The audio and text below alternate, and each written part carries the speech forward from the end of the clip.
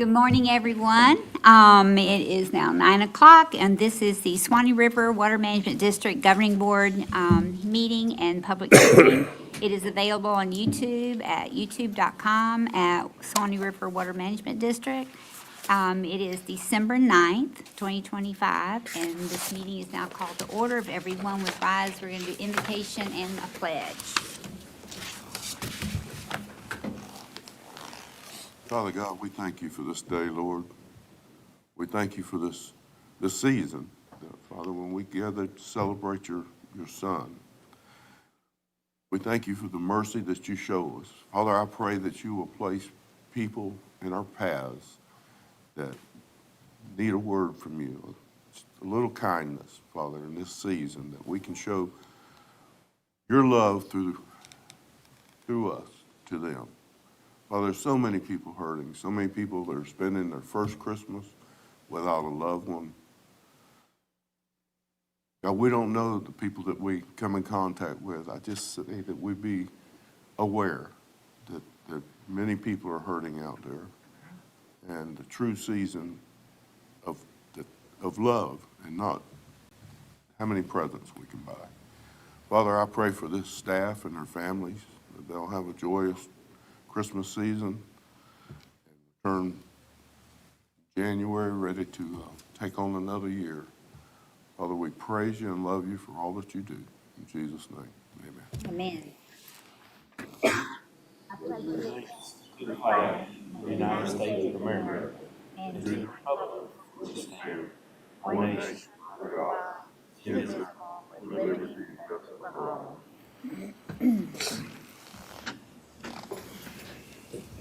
all righty, Ms. Robin, do you have a roll call for us?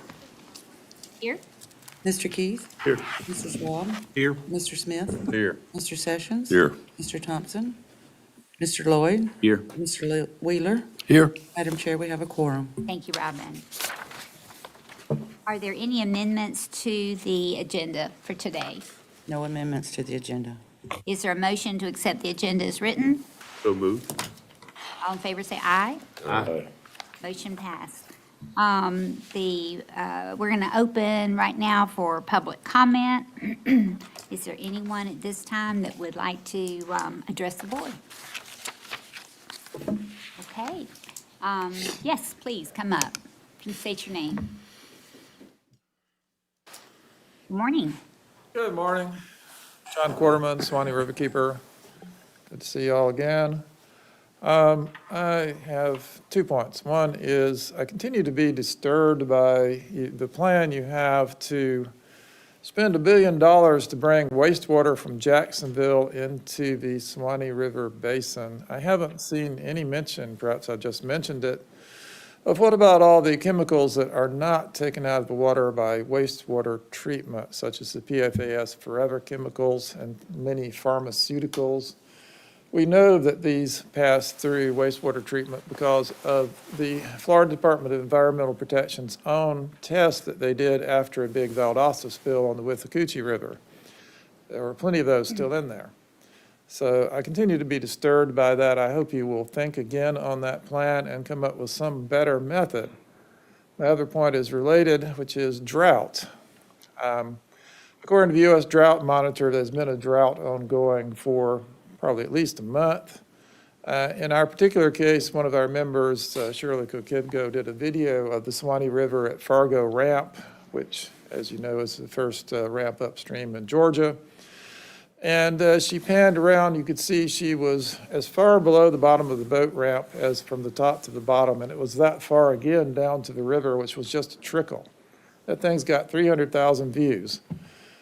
We have seen the same thing on the Alapaha River, the Withlacoochee River, the Santa Fe River. We get reports downstream. For example, Charles Spring apparently ran completely dry. Now, I know there's been some rain in recent days, but according to the river levels on the district website, the rivers have maybe gone up by about a foot and they're going to go right back down. So my question is, A, why hasn't the district declared a drought? B, is it true that if the district declares a drought, that triggers permit holders for water withdrawals to reduce their withdrawals? C, how do you know if they did it?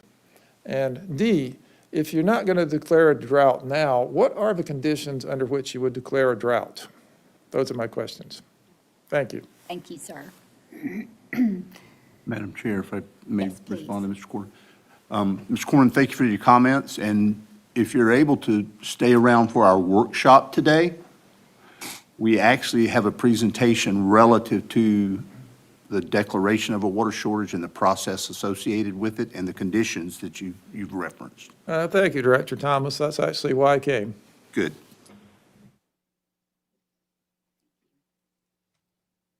Is there anyone else who would like to speak in public comment? There being none, we'll close public comment. We're going to go on to our collective consent agenda.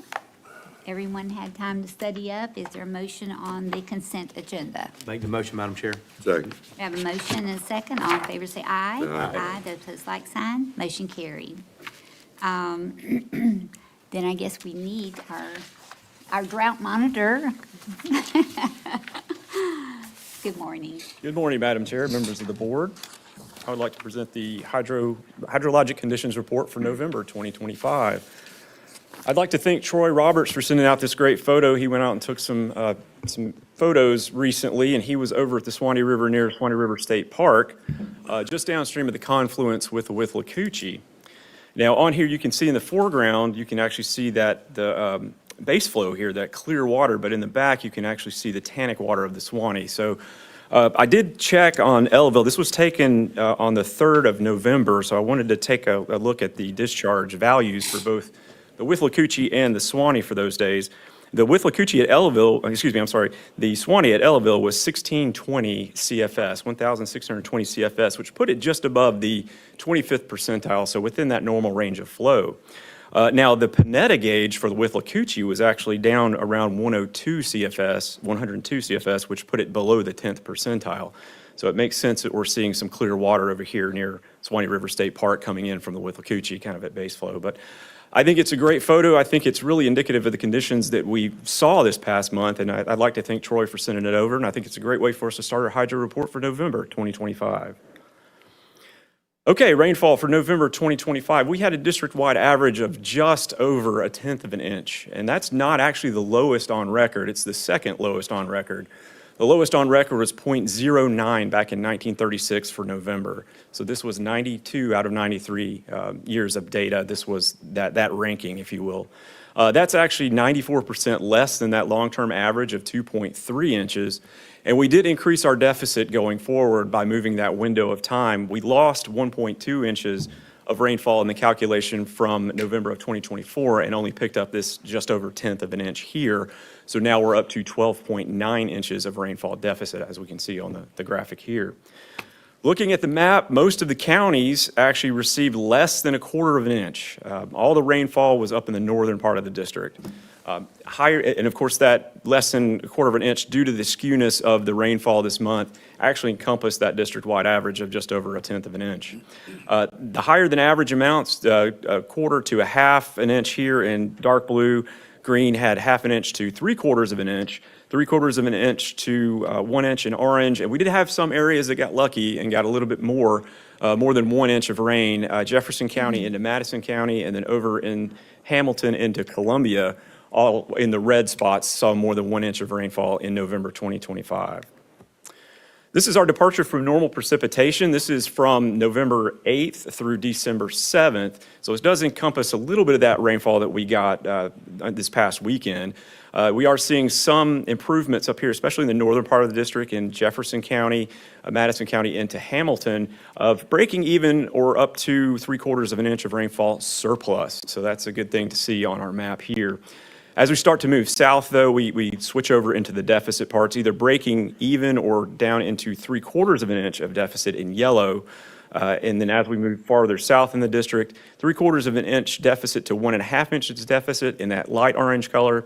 And then the darker orange color in the southern part of our district, 1.5 inches to 2.25 inches of rainfall deficit on our within this past 30 days.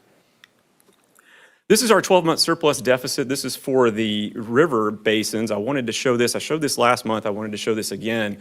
But what we were seeing at the end of November, we only had one spot here with a surplus of greater than 3 inches, and that was down in the Wakasasa Basin. They got a little bit more rain there. And that's on top of a neutral condition, which is 3 inches of rainfall deficit to 3 inches of rainfall surplus. But everything else on this map is deficits for the last 12 months. 3 to 9 inches in green, 9 to 15 in yellow, 15 to 21 in orange. And interestingly enough, we saw some deficits greater than 21 inches in that darker color.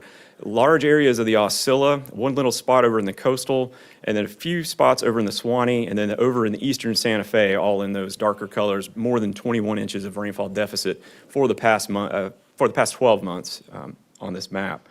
Looking at the statistics over here, each of these river basins increased their deficit from the end of October through the end of November, and 4 out of the 5 had double-digit rainfall deficits to end November 2025. Stream flow conditions for November 2025, as to be expected with low amounts of rainfall. We are seeing some below normals and much below normals in our map right now. Below normals, 10th to 25th percentile in flow, much below normal, the less than 10th percentile. A lot of the Suwannee and Santa Fe seeing the beginning and ending the month in that below normal. And we had some that began the month in the normal, the 25th to 75th percentile range, but actually did fall in the below normal. And those gauges include gauges on the Finn Holloway, Ellaville on the Suwannee, up into Alapaha at Jennings, and then Alapaha at Statenville, all seeing those below normal to end the month. And we did see the Steinhatchee and the Osceola in our district actually ended the month in that much below normal after beginning either in the much below normal or below normal. Really only 2 gauges began and ended the month in the normal range on this map, and these are 2 that are actually in South Georgia that we look at for this report. That's the Alapaha at Alapaha and Fargo on the Suwannee. All right, the upper Florida and aquifer levels, this is the end of October. I want to show this to compare with what we were seeing in November. But what we started seeing in October was a rise of the 10th to 25th percentile wells across our district. I think each one of the counties had at least a single well with 10th to 25th percentile. We had 3 wells that were in the below 10th percentile, one over in Jefferson County, one in Columbia County, and then one over in Lafayette County as well. But we did still have a large area of the normal, the 25th to 75th percentile range. And I did want to point out that most of our wells were trending down due to the below average rainfall in October. Fast forward 1 month, we see a huge increase in those 10th to 25th percentile areas of our district, and we're now up to 9 wells below 10th percentile, one in Jefferson, one in Taylor, one in Madison, over in Columbia, Lafayette, down into Dixie. I believe there's one in Levy and Gilchrist as well, all seeing that. The normal range of levels, the 25th to 75th percentile, has shrunk quite a bit, been replaced by that 10th to 25th percentile in orange. Most of our wells are trending down once again. We only got just over a tenth of an inch of district-wide average rainfall for the month, so that makes sense that they're trending down. U.S. Drought Monitor, this was released last Thursday. I wanted to show the Southeast, and then I'll hone in on Florida real quick. But what we're seeing is droughts pretty much all over the place. This extreme drought in light red here encompasses 3 different states, Florida, Georgia, and Alabama. And for the first time since 2012, they have added exceptional drought to this. That's that dark red color. I'll go through the Florida part of this in just a second, but I did want to point out just how extreme some of these droughts are up into even the Carolinas and Virginia as well, even down into Panhandle and Peninsular Floridas, all seeing those droughts as well. But fast forward to Florida, kind of hone in on Florida just a little bit. 2 of our counties are in that exceptional drought area, and that's Jefferson County and a little bit of Madison County as well. Other than that, we've got extreme drought in the northern part of our district. As we start to move south, we've got that D2, that severe drought. And over in Levy County to the east and the south is moderate drought. So we've got 4 different drought categories in our district currently. With this rainfall from this past weekend and this past week, the drafts from the National Weather Service I've seen, they're talking possibly making 1 category improvements across the board for this. So that rainfall was very beneficial this past weekend. But once again, that's still in draft form. We won't know the official drought monitor until this Thursday when it's released. And I did also want to mention that we are currently still under that La Nina, that short-lived La Nina that we are expected to continue. That's expected to continue through the new year. We do have a 61% chance from January through March of actually switching back over into those El Nino Southern Oscillation neutral conditions that we had prior to going into this La Nina within the past few months. With that said, National Oceanic and Atmospheric Administration's seasonal outlook for December through February does have us with about a 50 to 60% chance of below normal rainfall probabilities for those 3 months. And we've got about a 40 to 50% chance of leaning above above normal temperature probabilities for that same time period for December through February as well. All right, so as of November 30th, the 2025 Atlantic hurricane season came to an official end. We ended up with 13 named storms, the last one being Melissa. That's kind of the low end of the prediction up here. We ended up with 5 hurricanes, which was, once again, the low end of the prediction up here. And we had 4 major hurricanes, which does fall within this range as well. Average conditions for 1991 to 2020 call for 14 named storms, so we were actually below normal on that. 7 hurricanes, we were 2 hurricanes below normal on that. And 3 major hurricanes, we were actually 1 major hurricane above normal on that. So kind of a little bit of a mixed bag there for the statistics on that hurricane season. Looking over in the map on the right, these are the hurricane tracks of all the ones that we saw this past year. Interestingly, almost all of them curved and went right back into the North Atlantic. No Gulf storms really over in our area, but we did have one Chantal, I believe it was, that actually hit the U.S., but it hit as a tropical storm. So there hasn't been this is the first time since 2015, first time in a decade that we haven't had a hurricane of some sort, Category 1 or above, hit the continental United States. So that's an interesting little factoid there. All right, our November 2025 summary, we had a rainfall amount of just above 1/10 of an inch, once again representing 94% lower than that long-term November average of 2.3. This was the second lowest November on record, with 0.09 inches in 1936 being the absolute lowest for November. We did have a deficit of 11.8 inches at the end of October. That did increase to 12.9 inches, moving that window of time forward and only picking up that 1/10 of an inch, or just above 1/10 of an inch for November 2025.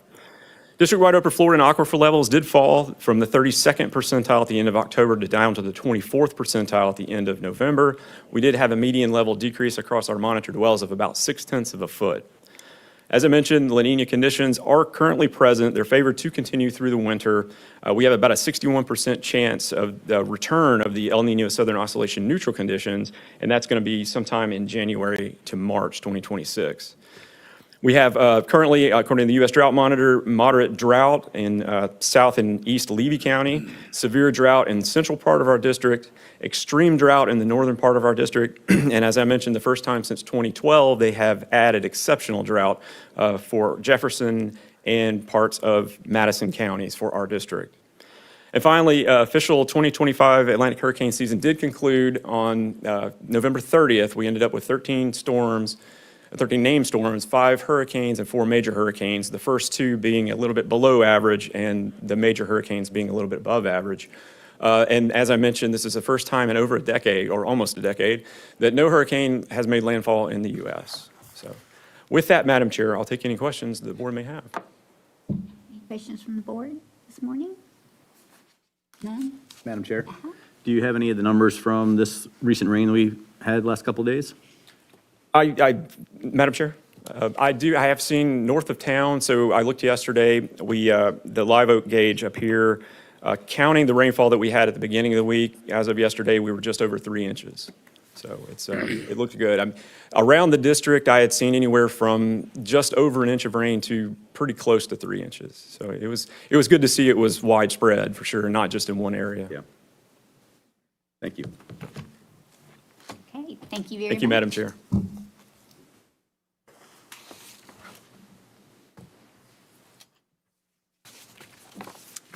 Tom, do you have anything for us today? Any questions for Tom? No? All righty. That was easy today, wasn't it? Good gracious. All right, let's see here. Mr. Tim.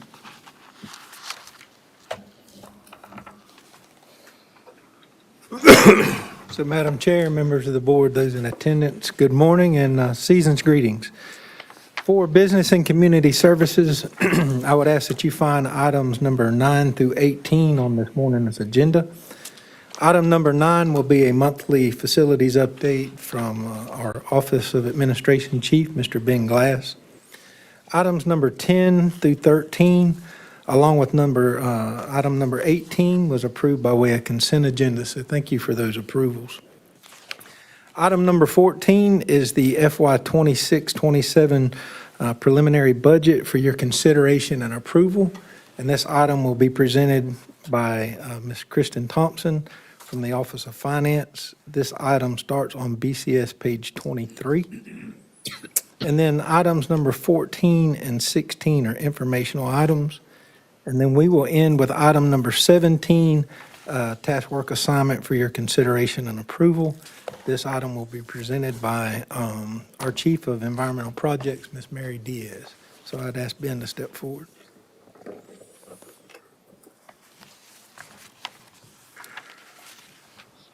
Good morning, Madam Chair, members of the board. Quick update for you from our facilities today. As far as the renovations go, we are a little bit ahead of schedule and on budget. The finished work is scheduled to run into February. Right now, as long as we don't encounter anything, we should be able to wrap that up in January. They're working in the center section between the two wings, and when they finish there, we'll move to this entrance into the main building outside the lobby. Happy to answer any questions. Any questions for Ben? How's little girl doing? She's doing really well, still in the hospital, but Yep. she's doing really well. So Excellent. we're still hoping by Christmas. Excellent. We're still praying. That's good. Appreciate that. Best Christmas present. Yes, that will be. That'd be awesome. It's nice and poopy diapers, but I mean, hey, other than that, I mean, great Christmas We'll present, take you it. know? We'll take it. Imagine. That's good news. All right, Eddie. Any questions for Ben? It's looking great, Thank you by the very much. way. All right, thank you, sir. Good morning, Madam Chair, members of the board. You have before you item number 14 on BCS page 23, the fiscal year 2026 to 27 preliminary budget. As you may recall, the Finance Office conducted a preliminary budget workshop following last month's board meeting. There have been no changes to the budget since that presentation. And pursuant to Section 373.535 of Florida statutes, the water management districts are required to submit a standard format preliminary budget for the next fiscal year for legislative review by January 15th of each year. The preliminary budget submitted for review is balanced by fund, properly utilizes restricted funds, and provides for expenditures as designated and defined by Governmental Accounting Standards Board Statement Number 54. As such, staff recommends that the governing board approve the preliminary budget for fiscal year 26-27 of $70,411,214 and authorize the executive director to make recommended adjustments as necessary to submit the standard format preliminary budget by January 15th in accordance with Florida statute. Questions for Kristen on this? Make that motion, Madam Chair. We have a motion, a second. All in favor say aye. Aye. Aye, the opposed, like sign, motion carried. Thank you. Thank you. Good morning, Madam Chair, members of the board. Morning. I'm here to present item 17 on BCS page 29 regarding a task work assignment for the design and permitting of 2 wells in Hamilton County. I would like to acknowledge Mr. Walter with Black and Beach is here in the audience today. For a little bit of background, the district intends to replace 2 existing drainage wells within Tiger Creek Drainage Basin southwest of Jasper. The existing wells were constructed in 1946. They're in a dilapidated condition. Most importantly, development has isolated these wells from the basin, especially that west well near I-75, right by I-75. Yeah. Their current location provides an intermittent water supply. The new wells, located here in this parcel, will be located within the basin and will provide a continuous aquifer recharge and flood protection. This task work assignment authorizes Black and Veatch Corporation to provide engineering, environmental, and permitting services necessary to design and permit the replacement wells. Work includes site assessments, wetland and seasonal high water evaluations, preparation of construction and abandonment plans, and coordination with the Florida Department of Environmental Protection for permit application and responses to requests of additional information. Well construction and abandonment will be funded under future phases. Funding for this agreement is included in its fiscal year 25-26 budget. Therefore, the recommendation is to authorize the executive director to approve task work assignment 2324-16602 with Black and Veatch Corporation for the design and permitting of 2 drainage wells in Hamilton County for an amount not to exceed $238,149. With that, I'll take any questions. Any questions from the board? I do. Do you think that the well that we're gonna drill today is gonna last as long as those first 2 wells did? Madam Chair. We're going to design them to last. Yes, sir. Excellent. I mean, that's pretty good long life, though. I don't understand that the old ones are dilapidated, but, 70, 80 years, that's pretty strong. Madam Chair. Yeah, decades of erosion have caused them to be in a dilapidated condition. We will need to abandon them, and there's work that will need to be done to be able to abandon them because of all the erosion they've received. But the new wells will be constructed deeper than any wells surrounding in the surrounded area. And they will, like I said, that I-75 and that development has just isolated them from taking the amount of water they should be taking. And so the location that Warren worked really hard on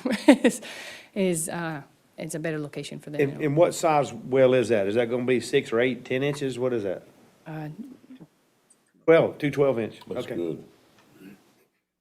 These are replacement wells, so, we're required to be like for like, but they're, again, they'll be deeper than, will exceed that requirement, so they'll be deeper than their surrounding wells, and there's a big wetland in the drainage basin, so they'll provide some treatment as well, so. Excellent. I make the motion that we approve. Have a motion and a second. All in favor say aye. Aye. Those opposed, like sign. Motion carried. Thank you, ma'am. Thanks, Tim. Hi, Caitlin. Good morning.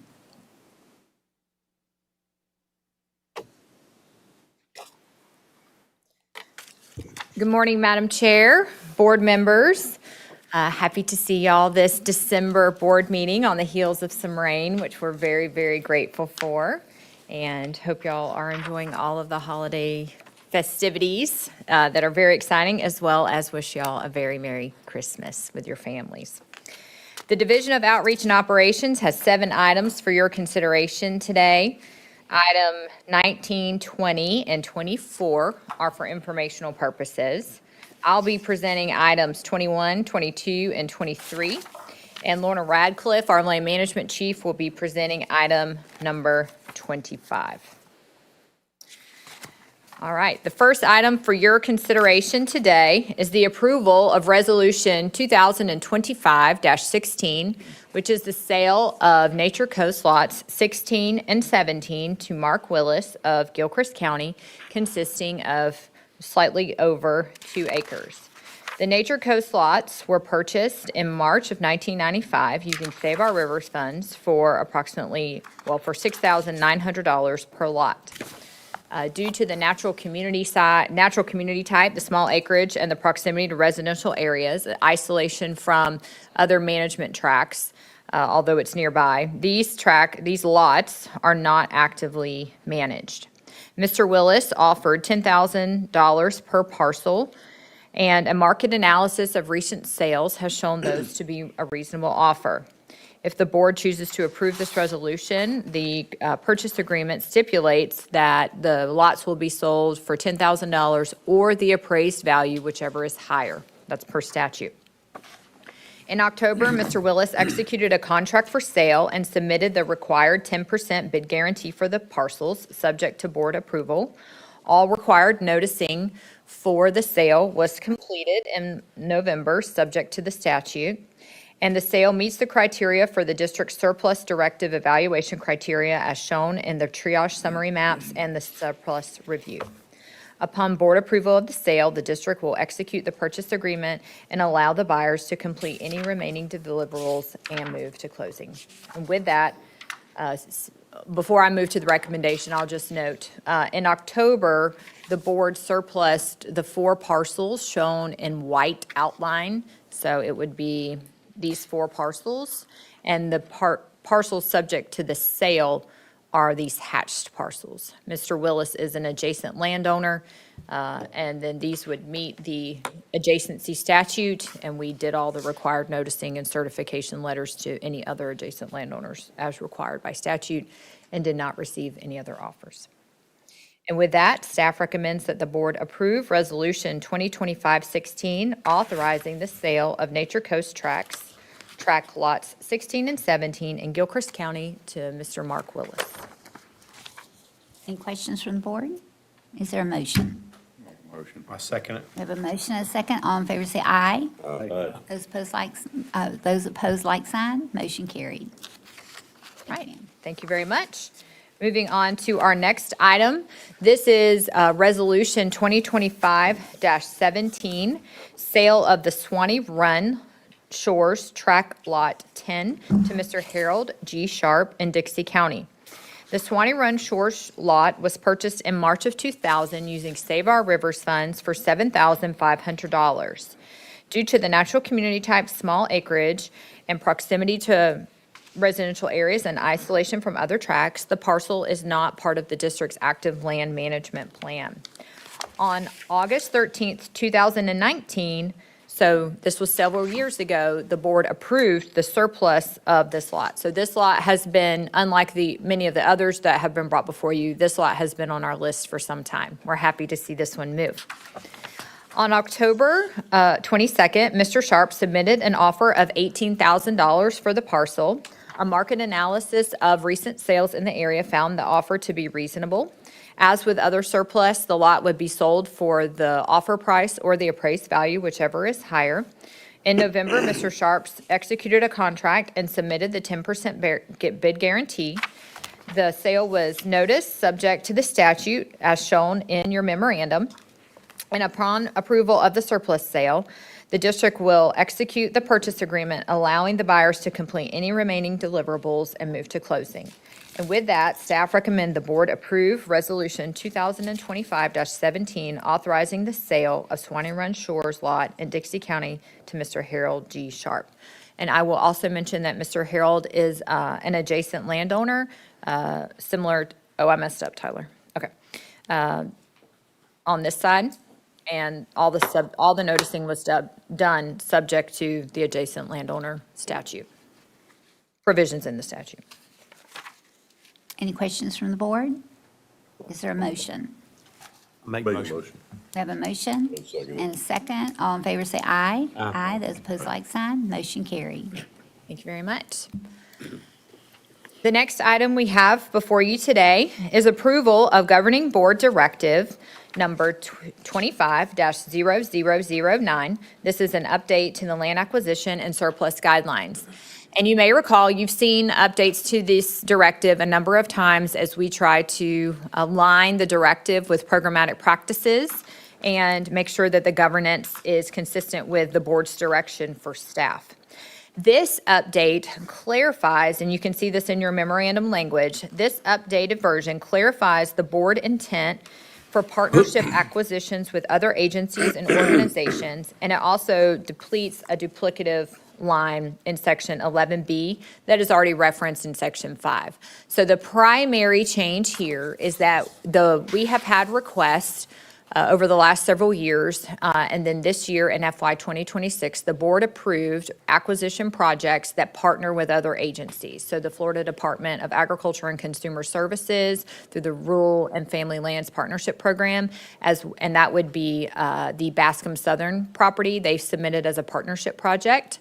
And then also the Jordan Green project in Columbia County is a partnership project with NRCS through funding through ACT. And so we wanted to just clarify that the board supports those partnership projects, which you did through your earlier ranking of the project. This is not a re-ranking of projects in any way. This is just a clarification on guidance to staff, that those are acquisitions that you support. The district would, you can see in the language there, we would maintain enforcement rights and other provisions, backup easements with those partnership projects to ensure that the land stays conserved as intended by the board and that they meet our acquisition criteria. And with that, the only other thing to note is that there is on OPS page 36, you will see a sentence that is listed twice. The version, Madam Chair, that you'll sign, we took the clerical responsibility to delete that extra sentence, but it does not change the intent of the directive in any way. And with that, staff recommend that the board approve the revised directive, Governing Board Directive 25-0009, Land Acquisition and Surplus Guidelines. Any questions on the revision? There being none, is there a motion? Make the motion, Madam Chair. We have a motion and a second. All in favor say aye. Aye. Those opposed, like sign. Motion carried. Thank you very much. And Lorna will come up for our last item.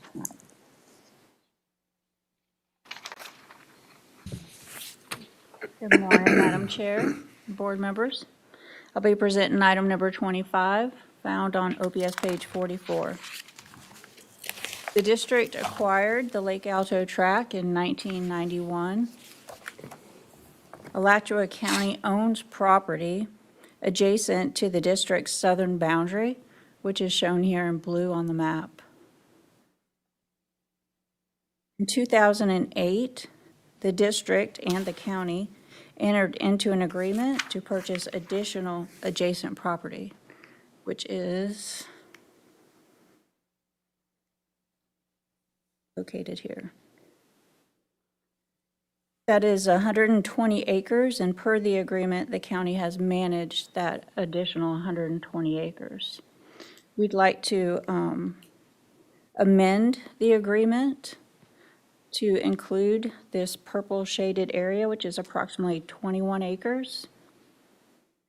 And the county has requested that district property for management, inclusion in their management plan for improved management activities that benefit both the district and the county-owned properties. This area joins the portion that's managed by the county and would allow management up to the edge of the swamp, which it's difficult to see in this photo, but basically the swamp edge is right along there. So they'll be able to manage the natural resources in continuity up to that swamp edge. Staff support adding this property to the management plan. There are no costs associated with this. The district and county desire to amend the agreement 0708-254 to add this portion of the land of the Lake Alto parcel to the county's responsibility for management. So the recommendation is to amend cooperative agreement 0708-254 with Alachua County, authorizing the management of an additional 21 acres of district Lake Alto tract property to Alachua County. Larry, this is Bo Hancock. Yes. Outlined in yellow is the additional 120 acres. Says we entered into an agreement with the county to purchase. It's 20 property, so we did the purchase and they did the agreement to manage? Madam Is Chair? that what the agreement was? So this portion of 120 acres is cooperatively owned between us and Alachua County. Our agreement is that they manage the property for both of us. So it's titled to both of us, Correct. okay? What changed on the original agreement for the net need for the 21 acres? Madam Chair? So working with Alachua County, it's our access to get to this purple shaded area is very limited. We have to access through Alachua County's property. And then Alachua County, anytime they're trying to prescribe burn or do any management activities, they're having to work that line that they own, and it's very difficult. So basically, they're trying to manage theirs and our portion that goes up to the swamp in continuity, which is a benefit to both parties.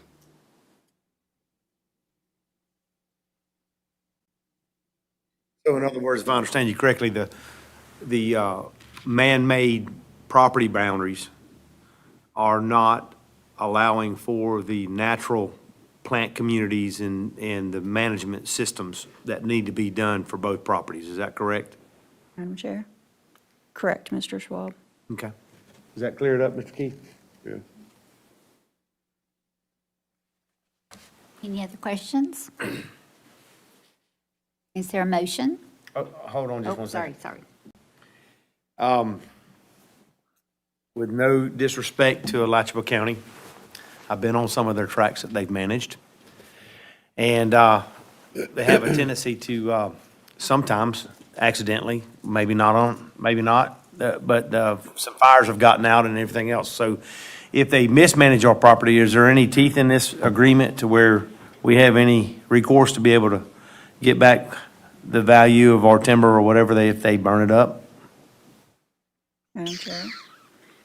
So far, the management agreement that we have on this property and the management plan that they go by has been without any issues. So we foresee no issues, Mr. Schwab. Okay. But that might be something we need to think about.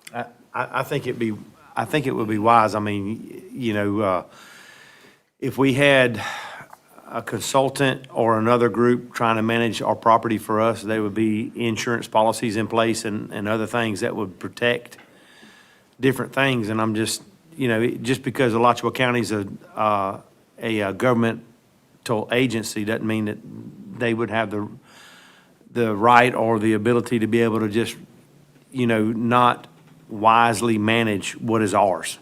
And that we've been charged by the governor to manage for the taxpayer. I just think it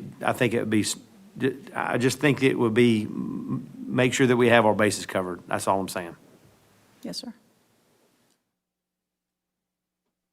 Is that something that the board would like to address on this issue as a starter? I'm sure there are other properties that different government agencies are managing. I don't know where, you want all of them to be protected, all the management agreements that we have, because we have management agreements with many different folks.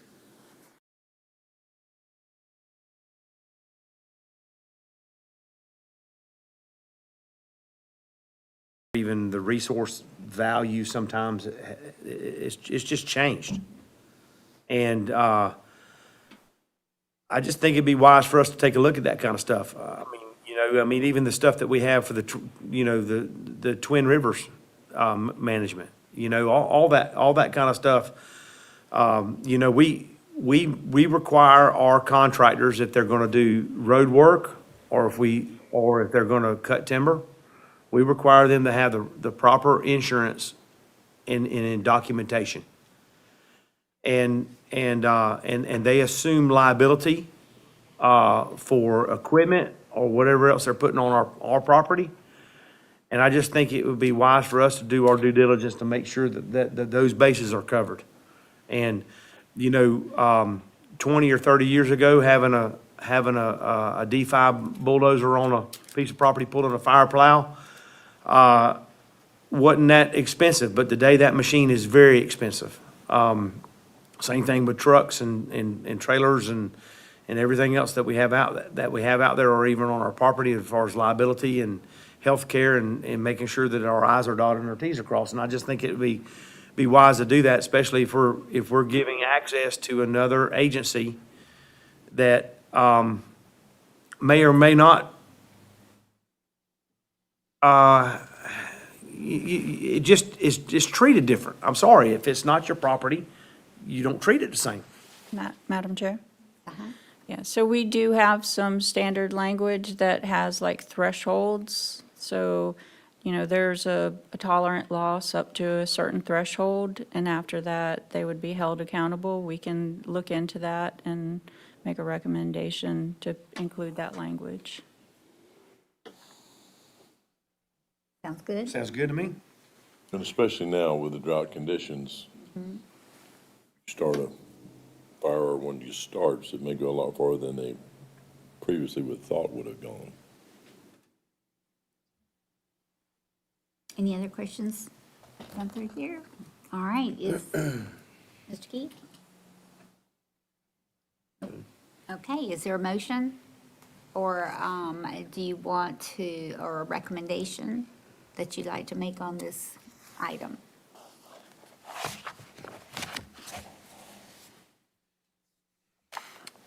Madam Chair, if I may offer, at the board's discretion, if we can give staff direction as to whether we just want to table this item for this meeting, or, you know, at the staff's discretion, my discretion, to add that language in from a protection standpoint, and then move forward with the agreement. It's at the pleasure of the board, whichever way they'd like to see it.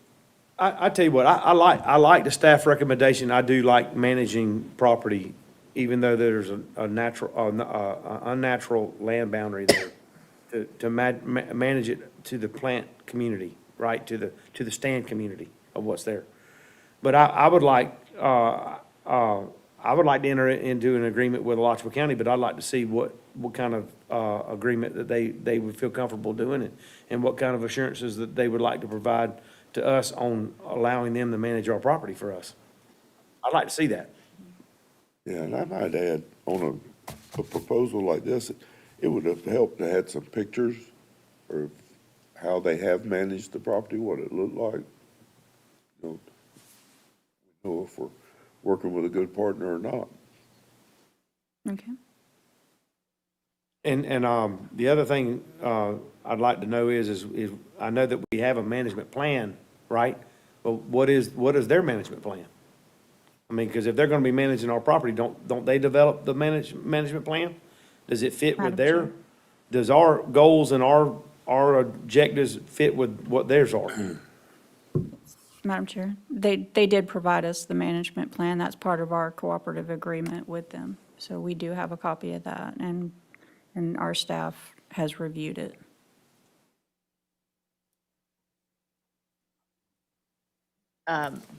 We will certainly go back and look at these cooperative management plans, whether it's with ACT or Florida Forest Service or with the Florida Fish and Wildlife or with Leakey County, through the lens of liability and responsibility on lands that we hold fee title to. So we can go back and we'll get with our legal counsel to make sure that it has the teeth that we are hearing the board intend it to have the teeth to do. So that is, took notes. We'll go back and listen to the conversation today to make sure that if our agreements don't have that teeth, that we can add it in.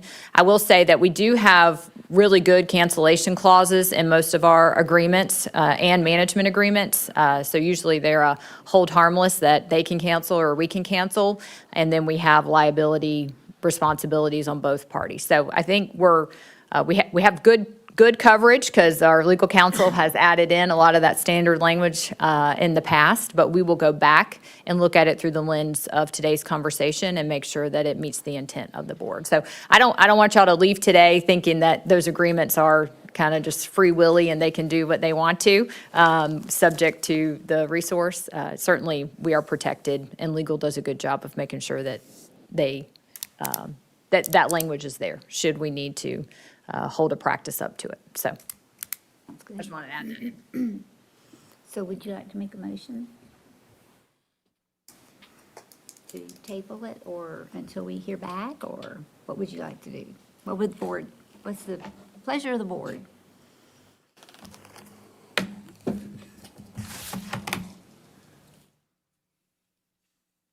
I think if we obviously address the legal issues, which I think council can do that. And I'm going to assume that you're presenting this, that we're satisfied with the management practices or conservation that they've provided thus far. Even though I don't have a picture to look at. I would make the motion to proceed with the caveats that will verify that the legal coverage. Okay, we have a motion I'll second that, Mr. Keith. and a second. All in favor say aye. Aye. Those opposed, like sign. Motion carried. Thank you. So wait just a second, nice clarification. So we've got a management agreement, you're asking to add more property to it. I assume there's gonna be a document that's gonna need to be signed. The motion was, we're gonna sign the document that adds the property to it and then come back and look at those things? Or we're going to make sure that document has those things before we sign? Before they're signed, yes. Yes. You all want it brought back to you, before it's ultimately signed, or are you allowing staff to make those? I think Caitlin can handle that. Yeah, I'm not gonna, I would agree with that. I wouldn't want to micromanage our staff but we're expecting it to be done. Thank you. There you go. Thank you all very much. Thank you. Thank you.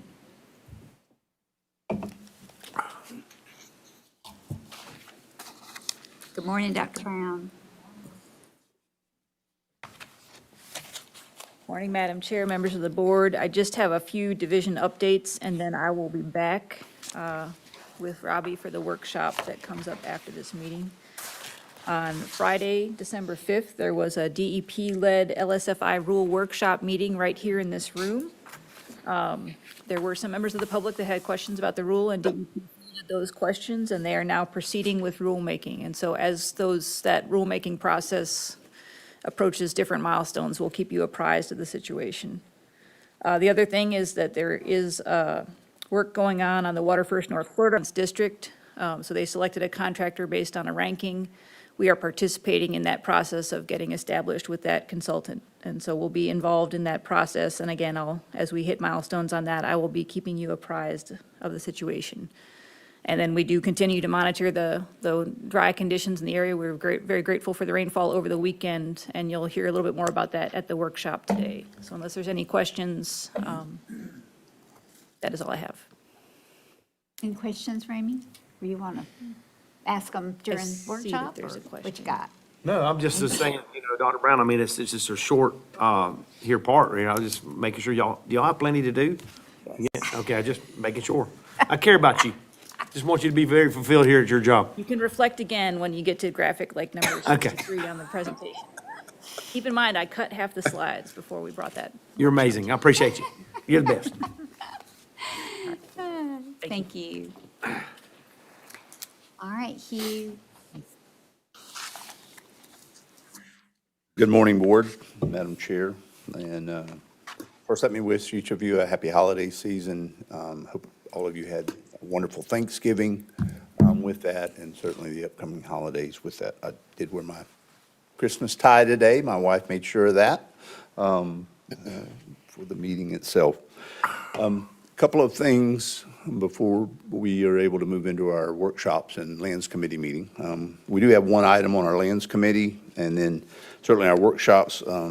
We have a presentation by the university relative to one of our cost share programs that represents water efficiency, water use efficiency with it. And then also, as Amy has spoken about, our workshop relative to a water shortage declaration and the process associated with that and the conditions that we are in. Like has already been voiced, I am extremely thankful for the timely rain and the rate that it was provided at to us. It was a great recharge for our soils and to that extent with minimum runoff with it. And so that's always a concern. I'm sure all of you are aware of that, but whenever the soil gets as dry as it is, the surface tension of that soil doesn't allow for quick percolation through it. And but the rain started out slow and it was a true blessing for that. We are moving forward, as Amy mentioned, our Water First North Florida project with that. And that project has gone through the St. John's Board. It came to us here last month with moving forward with it, and then also St. John's as well. But we have begun meeting with our legislators on that, and I'll be spending some time in Tallahassee meeting with legislators, not only with our other programs, but also relative to that project from an awareness standpoint. And we do have a campaign underway relative to outreach associated with that program across North Florida, and the messaging associated with it. So if y'all have any questions about that at all, or if you receive questions about it, feel free to steer them towards staff, and we'll be happy to answer questions about that project. I know Mr. Quarterman was speaking to it this morning on the water quality aspect of it, and so we'll be happy to answer questions for that. I did have the good fortune last week. I received a call from Tallahassee relative to attending one of the governor's media events relative to the announcement of Springs and also the alternative water supply funding. You will recall the board approved several projects earlier this year relative to funding, and I did want to let you know that the Suwannee District, we did receive $3 million through the Springs program for addressing our ag cost share programs and water use and fertilizer use efficiency to protect our springs and groundwater resources, surface water resources. And our communities, there are 5 of our cooperators that received direct funding as a result of projects that we had submitted on their behalf to Tallahassee, and that was to the tune of $11.6 million with that. So I know that they are all appreciative of that funding as well. On the alternative water supply side of things, we received $800,000 relative to our ag water use monitoring program and monitoring and reporting program, and enhancing and advancing that program as well. And additionally, DEP added $2.2 million to that, so that's a total funding of $3 million to move that program forward. We received $750,000 to look at what has come to the board before from an awareness standpoint, to look at projects relative to available water for recharge in high flow conditions. We're not there today, but we have been in the past, and being able to, what's the available take of that water without impacting the ecosystems, and what would be involved in being able to store that water or utilize that water for recharge. So we're happy with that from the alternative water. So that's a total of $3.75 million that we're able to advance through our alternative water supply. And with that, one of our communities here, Live Oak, also received a little over $507,000 for doing a drainage well replacement project as well. And the last thing that I would mention for the board's awareness, the governor did allocate for state employees in addition, some additional time off for the holidays. He has done this in the past. And so to that end, he designated December 26th as a holiday for state workers, as well as January 2nd this year. And in discussions with the chair and recognizing the efforts and work that our staff has done here, the district offices will be closed those days as well, so that our staff may spend a little more time with their families during that period of time. And with that, Madam Chair, that concludes as I mentioned, we do have a workshop with 2 items, and then also a Lands Committee meeting as well. All right, thank you, Hugh. Any questions for Hugh today from the board? All right. Thank you, Madam Thank you Chair. very much. probably, if everybody's good with it, it's only 10 o'clock, so let's take a break and then come right on back for a workshop. Does that sound good for everybody? We need to adjourn. Is motion to adjourn, is there a second? Second. We have a motion, and a second to adjourn our board meeting. All in favor say aye. Aye. Those with like sign, motion carried. All right, 10 minutes maybe, was that good enough? All right, 10 back here.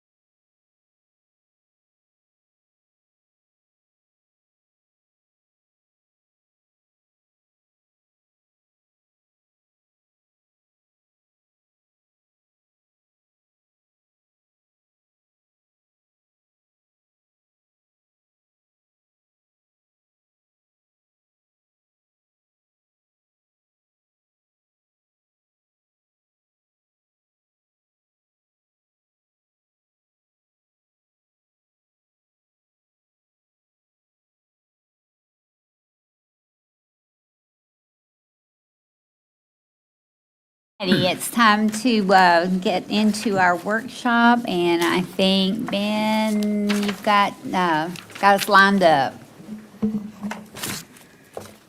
Yes, ma'am, Madam Chair, with your permission, I'll introduce the University of Florida folks here to present on the Smart Soaker project.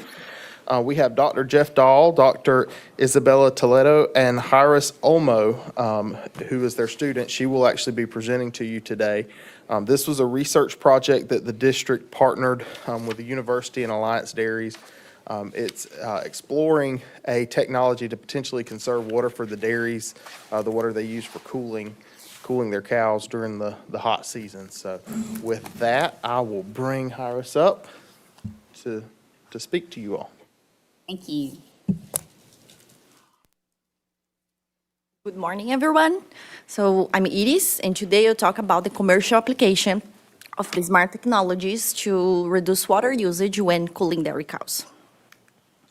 So I would like to start this presentation showing this graph where we can see the temperature in the world increasing since 1884 until 2022. And according to NASA's institute, the 10 most recent years are the warmest on record. So with that in mind, high temperatures and humidity can lead to huge negative impacts on cows' health and productivity, not only when they are producing milk, but throughout the whole lactation cycle. And this will lead to negative impacts on animal welfare and profitability to the farmers. So when trying to optimize the performance of dairy cows, widely used strategies are shade, ventilation, and water applied to the cows.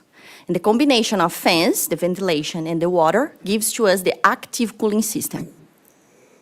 So an active cooling system uses fresh water to cool the cows. And according to UN Water 2021, agriculture is the largest consumer of fresh water globally, accounting for about 72%. So this high percentage highlights the importance of sustainable water management practices to ensure that we can meet both agriculture needs and other water demands while protecting our water resources. So putting all this together and considering that water conservation is always a welcome benefit, we end up with the idea to compare a conventional soaker system with a smart soaker system. So a conventional soaker system relies on a set timing after reaching a specified temperature threshold, and does not matter if there is a cow under it or not. It will be on, for example, each 5 minutes for about 1 minute. So as we can see in the picture, the system is on, wasting water, but there is no cow taking advantage of this water. So research did by our group collected the data that only 25 to 30% of the cows are under the soakers at any time. And with that, about 233 liters per cow per day of fresh water is used. But over half of this amount is wasted, meaning that it's not used to cool the cows. And how does this smart system work? So this is a system, automated system that works on demand.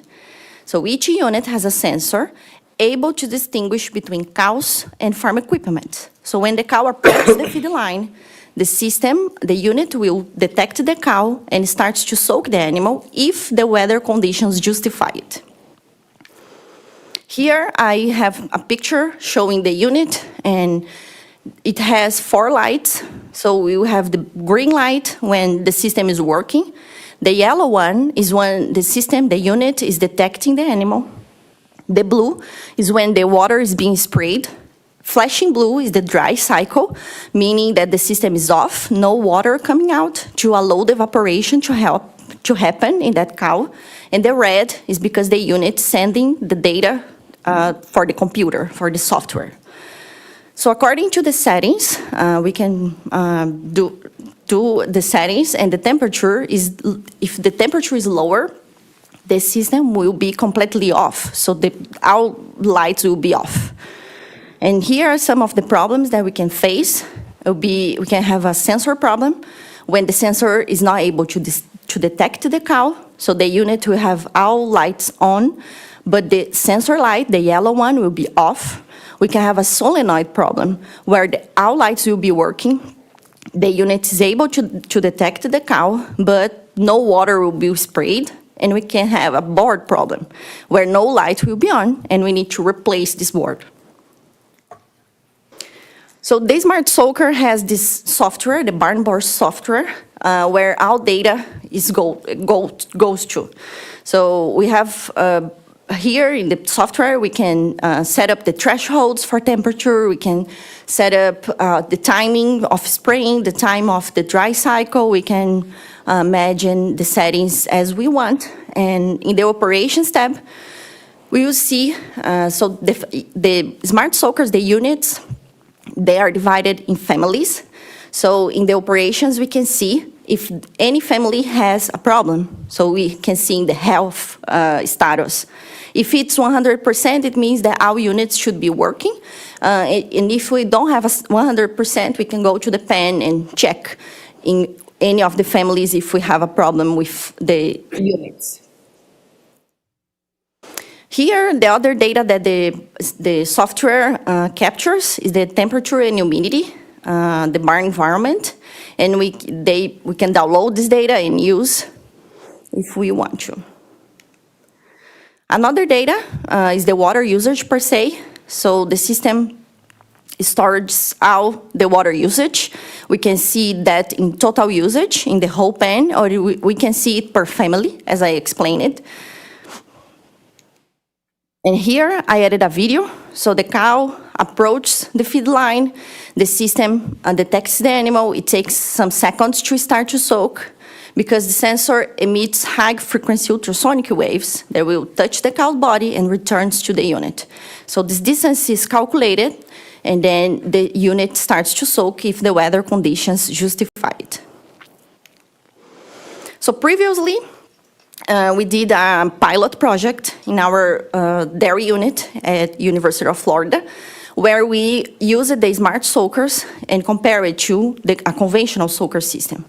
And here are some of the data that we found. So we had about 80% of water savings, while we didn't see differences in physiological parameters important for us as respiration rate, rectal temperature, vaginal temperature. And that's why we decided to apply this in a commercial setting. So our objective was to evaluate the effectiveness of an automated smart system compared to a conventional approach under commercial settings. We hypothesized that the Smart Soaker system will reduce water use, but be as effective as a conventional system to maintain body temperature, respiration rate, dry matter intake, and milk yield. Our study design, so we had 4 pens of lactating cows with an average of 460 cows each pen. 2 pens, they were conventional soaker, and 2 pens were Smart Soaker. We had as well 4 pens of dry cows with an average of 180 cows each pen, 2 pens conventional soaker, and 2 pens Smart Soaker. So with that, the measurements we took along the experiment, we did 3 times per week from 30 random cows each pen. We collected respiration rate, rectal temperature, and skin temperature, as well as we had daily records per pen, and they were the milk production of the cows, the dry matter intake, water intake, and the soaker system water usage per se. Now, let's talk about the results. And here I have in this graph summarized the THI, which is an index, the temperature humidity index. It's widely used to tell us if the animals are under heat stress conditions. So this index uses temperature, the ambient temperature, and the relative humidity, and combines it in a single value. So here we have summarized the THI along our trial from June 2024 to May 2025. And as we can see, most of the time, the THI was 64 or higher. And if we go to the literature, we see that it's being reported that at THI values of 64 or higher, the animals will start to experience heat stress. And it's when the production losses starts to happen. So this is not a surprise in Florida, as we are very familiar with the hot weather here. So here in this table, we have summarized for the lactating cows, the physiological parameters we accessed. So these physiological parameters, they will tell us how these animals are coping with the heat stress. So LC stands for lactating conventional soaker system, and LSS stands for lactating smart soaker system. And as we can see, we have no differences in any of the physiological parameters.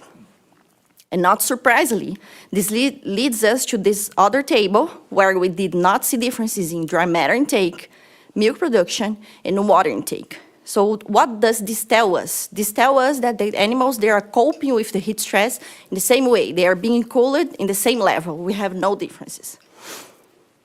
Now for the dry cows. Here we have the same physiological parameters, and as you can see, no differences in respiration rate, rectal temperature, and skin temperature, as well as no differences for dry matter intake and water intake. Meaning, again, that the cows, they are being cooled at the same level. And how about the water usage? So here we have summarized the water usage in liters per day times 1,000. The blue bar is the lactating conventional soaker system, and the orange bar, the smart soaker system. And as we can see, about 50% less usage in the smart soaker side. And what is important, I would like to highlight is, as I just showed, we are using less water, but the cows, they are being cooled at the same way, at the same level. No differences in any of the physiological parameters, no differences in the production parameters. For the dry cows, we see a slight different result. As I explained it, in the study design, we have 4 pens of dry cows. Here, we still have a difference where the smart soaker is using less water, but not 50% or more of difference. And we believe what happened here is because one of the pens had less nozzles in the conventional side. So we decided to look at just one pair of pens where the number of nozzles and the number of smart soaker units were exactly the same. And this is the difference. So we see again the 50% less usage when comparing the systems. And the dry cows as well, they had the same physiological parameters, same, no differences. We didn't find differences. Another thing that we did there was to collect some behavior data. So we add to the cows leg tags and neck tags, and these will collect data regarding of eating time, rumination time, number of steps of the cows, so we can see patterns of behavior and check if the cows are behaving different because of their heat stress. But as you can see here, we had no difference in eating time, no difference in rumination time, as well as for the line time and the standing, all the same, no differences. And number of steps per day and the standing bouts were all very similar, not different, statistically different. So to summarize, the conventional cooling compared to the smart cooling system, we both provided lower respiration rate, it lowers the rectal temperature, it lowers the skin temperature. But the conventional side used more water compared to the smart side, smart soaker side. While we have no differences in dry matter intake, water intake, milk production, and behavior. So, as we can conclude, all these results suggest that the automated smart system is as effective as a conventional soaker to actively cool cows while using about half the amount of water. And thank you. Thank you. How about any questions? What is the cost? Sorry? Cost. The cost? Yeah, we are analyzing all the financial things, because this will go out to my master thesis. So this is my second chapter, where I'm analyzing it right now to see if economically is this still a benefit or not. We are looking at the health of these animals as well, so going deeper in health analysis, but I'm still working on that, so that's why I don't have this data to show right now. I know that I've milked cows a long time ago, and the cooler the cows are, the more milk they like to produce. So I'm all about water saving. So I like he said the cost is probably the concerning factor at this point. Madam Chair, Yes, what is do we know what the anticipated lifespan is? These smart soakers, how long do they last? Okay, we are analyzing it as well, so I don't have a very straightforward answer right now.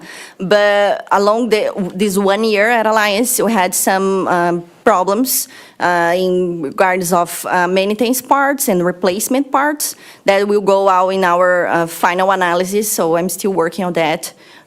So we have a very big picture of what is going on over there. but the savings looks great. That's substantial. Yep. Good study. Madam Chair, can I? Because the water, either from the conventional or even with the smart soaker, that typically winds up or ends up in the waste stream. Are y'all looking at the savings associated with the reduced amount of water relative to, something has to be done, typically in a dairy situation, it's applied out from a water or fertilizer nutrient aspect. But are y'all evaluating that as part of this project too? Yeah, we didn't evaluate that, but I know that this would be a very good result as well, because we have less water to be managing and in the end, so this is less cost for the producer anyway. Okay. But I don't know, should we look at this? Yeah, Thank you, Madam Chair. thank you. Sounds good. Any questions further? Is there any data to the actual total water use per day or whatever? What I'm getting at is when you do these soakers and stuff, you're putting X amount of water on the ground. Well, when these dairies do the cows, they do a washout. The amount of water you're putting on the ground before the washout, has it reduced the amount of washout usage? I didn't look at that. Or does this technology just wash out by the time you're done? I don't believe we do all the washout work. I believe we need, I can see the advantage over the conventional. The data shows that, but you're still using water. Yeah. In the end result, you're gonna do a washout. How much am I saving on my washout by the amount of water that's already been put down? So as far as, am I still using, 1 MGD a day? Has there been a change? Because everything's getting moist and wet, so the washout should be less. Madam Chair? So typically, most of the washing and cleaning up in these modern farms are done with the recycled water. So the same water that's going out to fertilize the crops, it just runs in a cycle. So the only fresh water added to the system are what the cows are drinking, what we're using to cool the cows, and then the milking parlor themselves, there's a requirement for fresh water washed in the milking parlor. This system wouldn't change the washout in the milking parlor at all. Wouldn't change the washout of the barn with all recycled water. It would change the amount of fresh water added into that system through the soakers and reduce that, it looks like about in half. So I don't know if you have a gallons number on that per day, per soaker, it can be quantified though. is my point. yeah. We have all the data, so very, very nice insights here, so we can look at that, because I collect data to 1 year and I'm still there collecting data, so these are numbers that we can look at for sure. That would be very interesting to see. Does that help? Yeah, that was helpful. Just for future, not everybody on this board is as smart as everybody else. Now, I'm on the low end of the totem pole, so I would suggest that maybe we use gallons, how many gallons you're using instead of liters, because I don't know the metric system at all. I'm just saying. I'm just a dumb American, okay? You have to forgive me.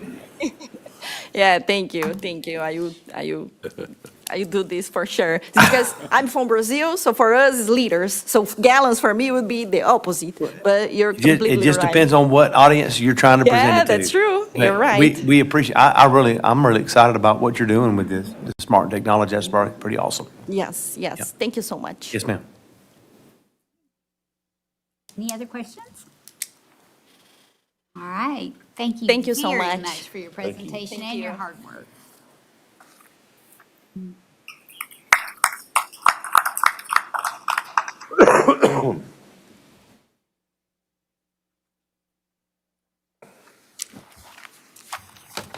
That it's still morning. Good morning again, Madam Chair, members of the board. So as promised, we have a presentation here on the drought conditions and a review of the district's water shortage process. So the way that we'll run through this information is that Robbie will come up first, and he's going to do a dive into the data. And we did reduce the amount of data that we're stepping you through. We'd be happy to bring more in, though, if there's additional information that you would like to look at. But just looking at what the conditions look like relative to other dry times that we've had and just some of the other standard drought indicators. Then I'll come up and just talk a little bit about water demands and then the water shortage process itself. So with that, I will step away and hand it over to Robbie for the first part of this. Well, again, Madam Chair, members of the board. Robbie.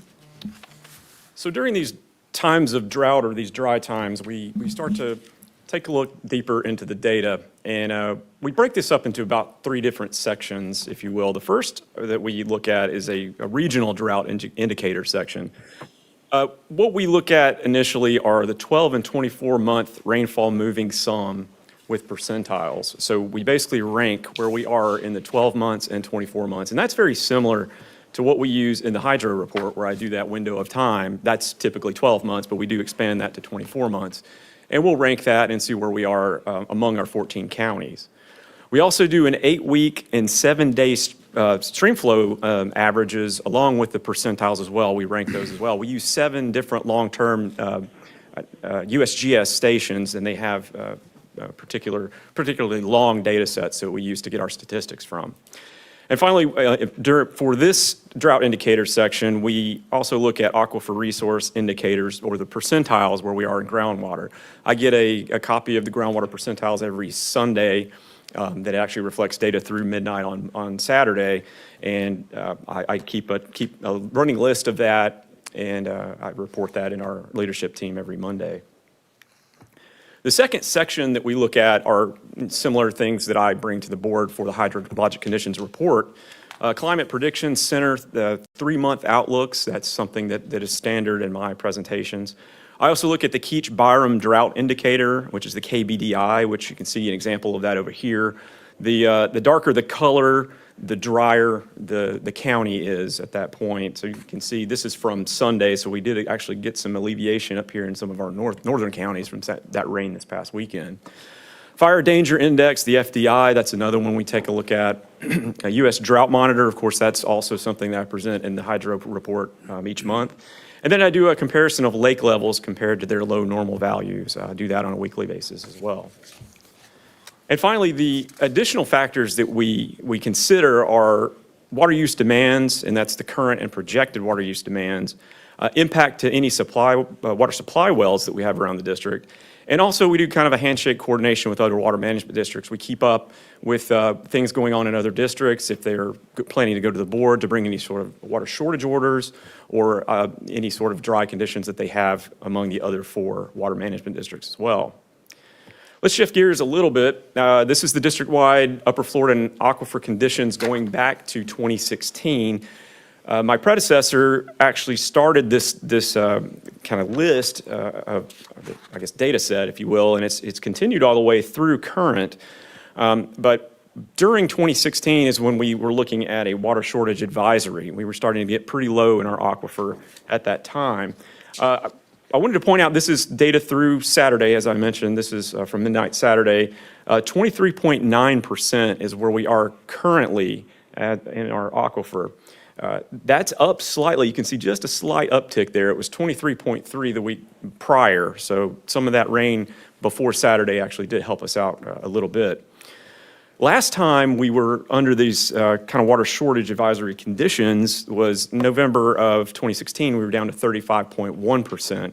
And we actually got a little bit lower prior to Hurricane Irma coming through. And this was June of 2017. We were down to 27.2%. So pretty similar numbers to what we were seeing currently. But that's our 2016 to 2026 Upper Florida and aquifer conditions. This should look familiar. I just presented this. This is the Upper Florida and aquifer levels for the end of November. What really I wanted to point out here that we haven't seen is 24.4 is the actual percent that I got from the 26th of November. So that's the actual, I rounded it for the report, but it's 24.4% as of the 26th of November. Last time, as I mentioned, that we were seeing dryness like this, this was the end of November of 2016, and I also threw in December just to kind of give you an idea of what we looked like during those times. 35.1% is where we were, as I mentioned earlier, during November of 27th, 2016. And we actually did fall a little bit moving into December from that hydro report for 34.6. This is where we ended up. This is May of 2017. This is right prior to when Hurricane Irma came through. And we were really concerned about the southern part of our district, Dixie County, Levy County, even a Union County well showing below 10th percentile, really kind of drying out in those areas. Large areas, once again, of 10th to 25th percentile all over the district. We were down to 28% at that point in time. At that point in time, we were looking at the water shortage advisory. This is the time before that. This is November of 2011 and December of 2011. This is when we were really dry. This is pre-Tropical Storm Debbie, which hit in June of 2012. We were down to the 5th percentile in both of these. And what I want to point out to the board is look at the red on both of these, almost the entire district in that below 10th percentile for both the November and December hydro reports. Even some degradation from Dixie and Levy County, seeing that over in December from the normal conditions down to the 10th to 25th percentiles. So this is what we looked like right before Tropical Storm Debbie came through in 2012. We were down to the 1%, 1 percentile. And that makes sense because most of our district is in that red, that below 10th percentile color.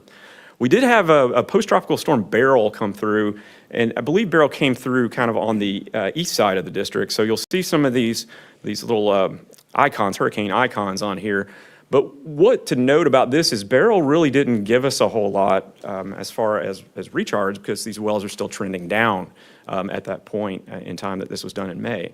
So as I mentioned, Tropical Storm Debbie came through in June of 2012, and ever since from 2012 to 2016, 2017, we kind of enjoyed a little bit more of higher groundwater levels. All right, shifting gears once again, I wanted to take a look at some groundwater. These are some long-term wells from around our district. I'm going to kind of go around here, but this is the DOT well in Lake City. Of course, it's in Columbia County. You can see that in the inset map. I tried to include inset maps in all of these just to kind of give you an idea of where we are in the district. But looking at this, the lowest value on record was from the 25th of May, 2012, and this was 40.1 roughly feet. And I wanted to point out that feet are is the y-axis, and of course years are the x-axis here. So that was the lowest on record. Now, that pre-November, December timeline of 2011 is where that arrow is here. That's showing where we were at that time. This is where we are in November, December of 2025. So a little bit higher than we were back in that low time of 2012. Rosewood Tower, that's another one. This is a coastal well. It's down in Levy County. You can see here we've had quite a few low spots in this one, late, I guess early 2000s there. We had, of course, this one here, which is our lowest on record. This is from June 19th, 2012. We were down to roughly about 5.8 feet there. And then we're currently sitting right about here, I guess upwards of about 8 to 9 feet. So a little bit higher than we were back in that time period. This is where we were in that November, December time period of 2011. So we were headed down and headed down pretty quick actually here to that lowest point down in 2012. Blackwater, this is one over in Jefferson County. Right now, they're the ones under that exceptional drought that I pointed out earlier. The lowest value that we have on record for that is 65.4 feet. Of course, that's from right before Tropical Storm Debbie came through, and that was in June of 2012. Right here is where we were about that time in November, December of 2011. This one, you can tell it's really falling here, still above where we were down here in the mid-2000s and also the 2012, 2010 time period, but we are kind of falling there in that area, and it makes sense because that is quite a dry spot in our district. All right, so I want to take a look at some surface water now. What I've done here is I've compared different time frames. They all start in September, but I picked 1955, 1956 because that was one of the drier times according to our rainfall for the district-wide average at that time. And then I also picked 99, 2000, 2011, 2012, 2016, 2017, and of course current beginning in September of 2025. I posted on here just some of the major events that we had climatologically. Hurricane Hermine over in September of 2016. Tropical Storm Debbie was in June/July of 2012, and then Hurricane Irma was 2017 in September. So I did a 13-month scale on here, and this is the discharge. This is the flow that we're seeing out there. It's on a kind of a log scale. But the lowest value that we have for this one, this gauge at Ellaville on the Suwannee, is 299 CFS, and that occurred right before Tropical Storm Debbie. You can see it just bumps way up to Debbie after that comes through. But it was 299 CFS, May 27th of 2012. We're currently sitting about right here. The black is the current conditions. We're actually above where we were in 1955, 1999, 2011, and 2016 for discharge at this particular gauge on the Suwannee. Up next is the Worthington Springs gauge on the Santa Fe. I did want to point out on this one, we actually had multiple times where this gauge went dry. 1999, 2000, 2011, 2012, and then 2016, 2017. And we can see those bottoming out down here. Those are the times where we went to 0 CFS or no flow out there. Once again, I've posted Hurricane Hermine, Tropical Storm Debbie, and Hurricane Irma on here. And we're actually about right here. This is where we are at the beginning of December, kind of going up just a little bit, but it has dipped below each of the other time periods where we have been dry. Madam Chair, Robbie, for Worthington Springs, and feel free to elaborate on any of the other areas, but for the board's awareness, some of you probably are aware, but the Worthington Springs portion of the Santa Fe, would you consider that primarily a surface water basin rather than so much groundwater contribution from Correct, yes. springs like the lower portion is? I would say so, yes. Okay, I just wanted the board aware of that from a Okay, thank you. surface water perspective. Thank you. The rainfall basically washing into the creeks and getting into the river itself.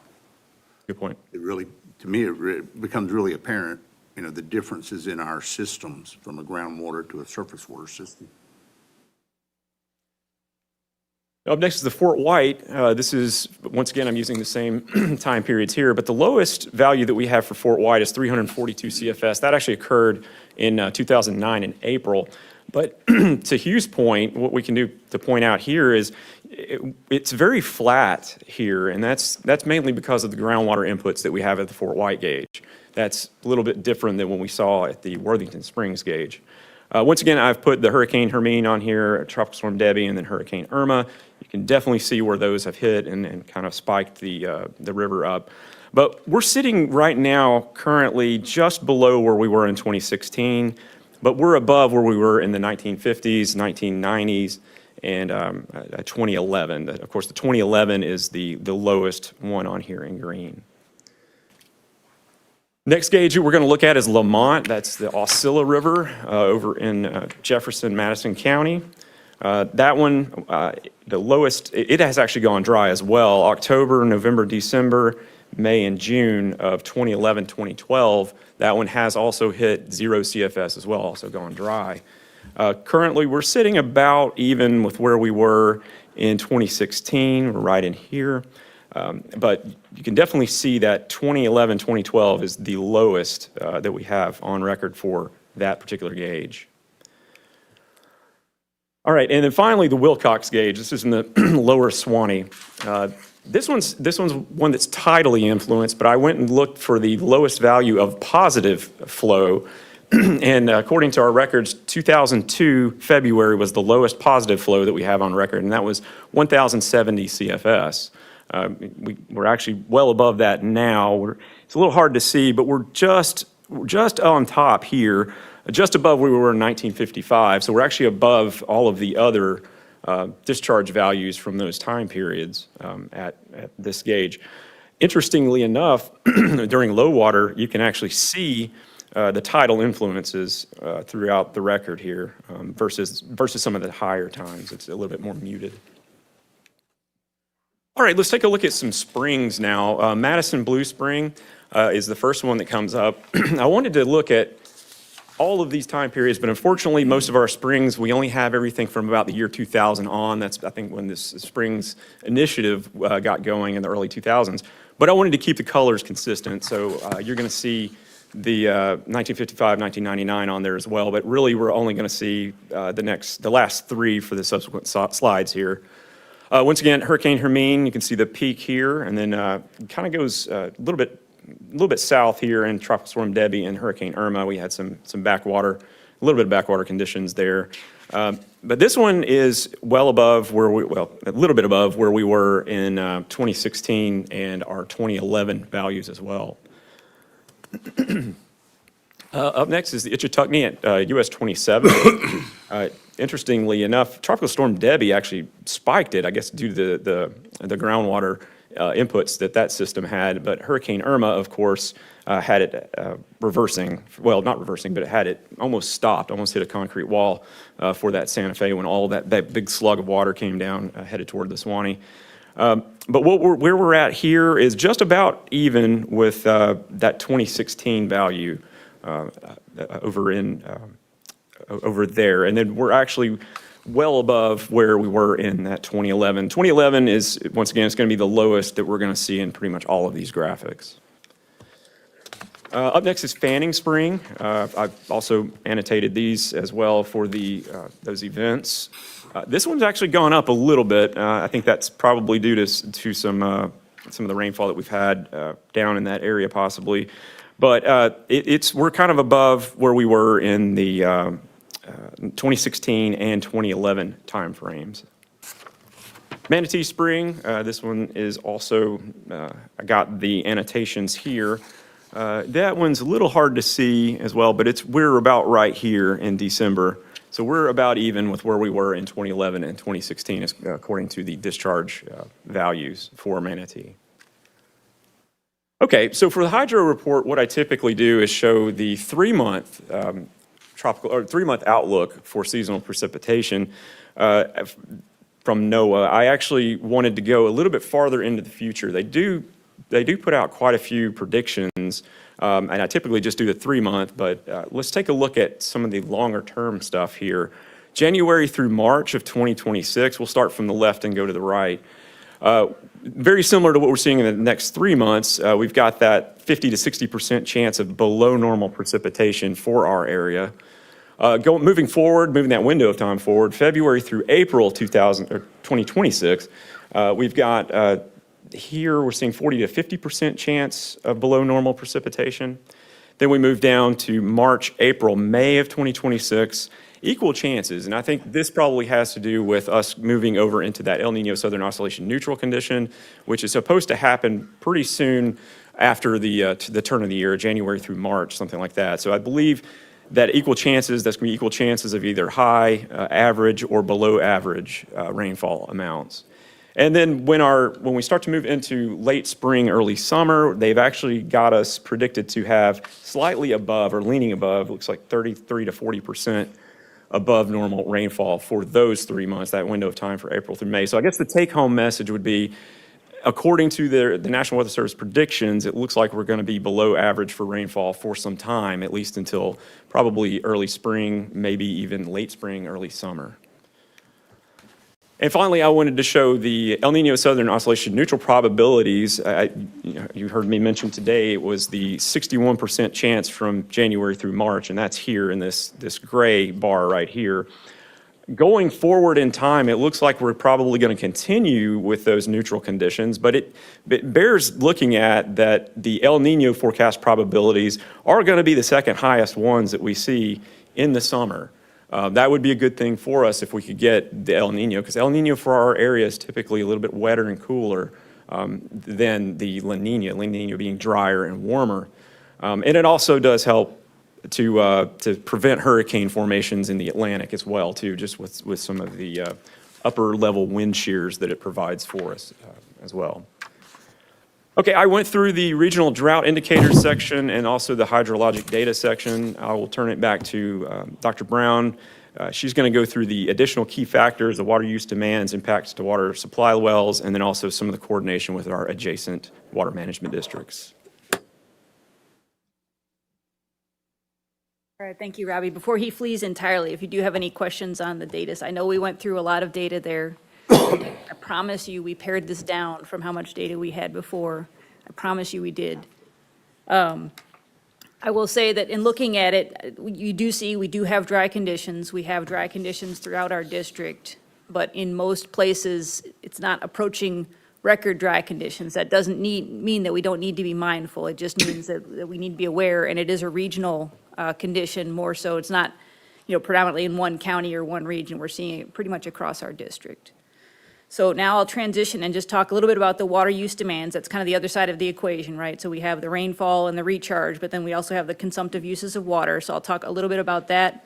And to date, at this point, I'll touch on the water supply wells while we're on this slide. We have not had any reports of people who've had to go in and dig wells deeper or make adjustments to their wells based on water supply issues, based on low water conditions in the aquifer. So we're not at that point. We certainly have been in the past. We would prefer not to be in that condition. So that's something that we are keeping an eye on in coordination with our regulatory group. And then I'll talk a little bit about the coordination with other water management districts. So this is our historical and projected water use, and this is totals. These are annual averages.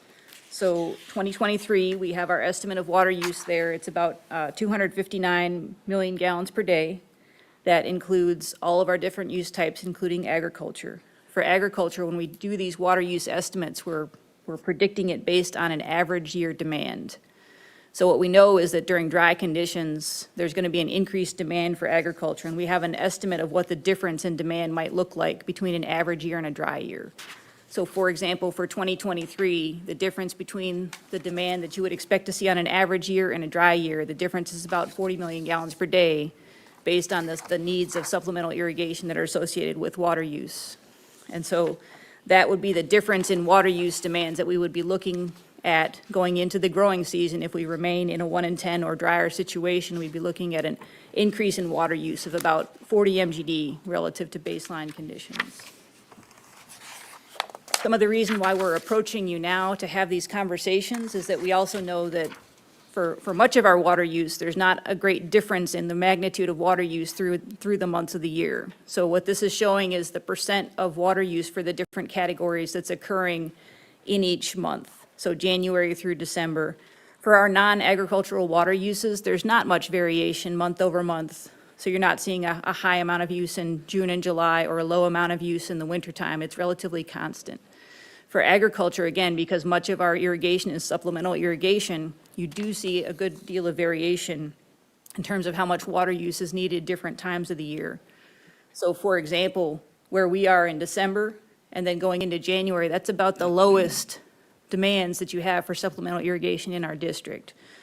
As we move into February and then March into April and May, there's a dramatic increase in the supplemental irrigation demands associated with the agricultural irrigation at that time frame. So when we're looking at tracking and looking at water shortage, now is the time that we'd want to be advising people as to the conditions of the aquifer in advance of where things are starting to tick up with the growing season. This is just an illustration of what I was talking about in terms of the agricultural water use demands. Again, the bottom scale there is months of the year, January through December, and then the irrigation inches per acre that would be applied for different common crops in our area. The blue is pasture, the orange is peanut, and then the gray is corn. So that's an average condition, an average year. That's about the supplemental irrigation demands that would be expected. But then as you move into a 1 in 10 drought, those drier than average conditions, the volume of water that you would need to apply as supplemental irrigation would increase. And that's where you're seeing the difference in the projected demands for this area. Dr. Brown, is that 1 in 10, like 1 year in 10? Yeah. Okay, yeah, I was just. Yeah, it's a drier than average condition that would occur 1 out of every 10 years. So I'll pause there on the water use. That's just an illustration of what we're looking at, and the reason why we're coming to you, and we would anticipate coming back to you potentially in January, is that we'd want to have these discussions now while our water use is relatively low in advance of moving into the growing season. Madam Chair, may I ask a question? Amy, the uptick that you see on the previous slide, sorry, the uptick that you see in the pasture irrigation in month 9 in that, is that for the start of fall forage, or do we know what that's for? I'll hand it off to our regulatory chief who provided me with the supplemental irrigation numbers. Because, I mean, typically, when you get into your winter months, I mean, at this point here in September, you still have some growing that occurs with pasture.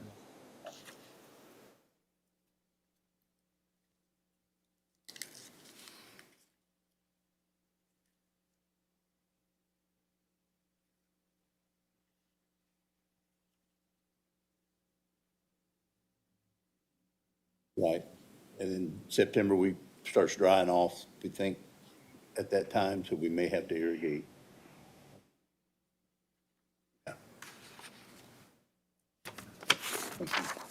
So again, year over year, this is based on the fact that there's a growing season, but then there's also the rainfall that we're getting naturally, and we're supplementing it. So that amount of supplementation makes a difference through the course of the year.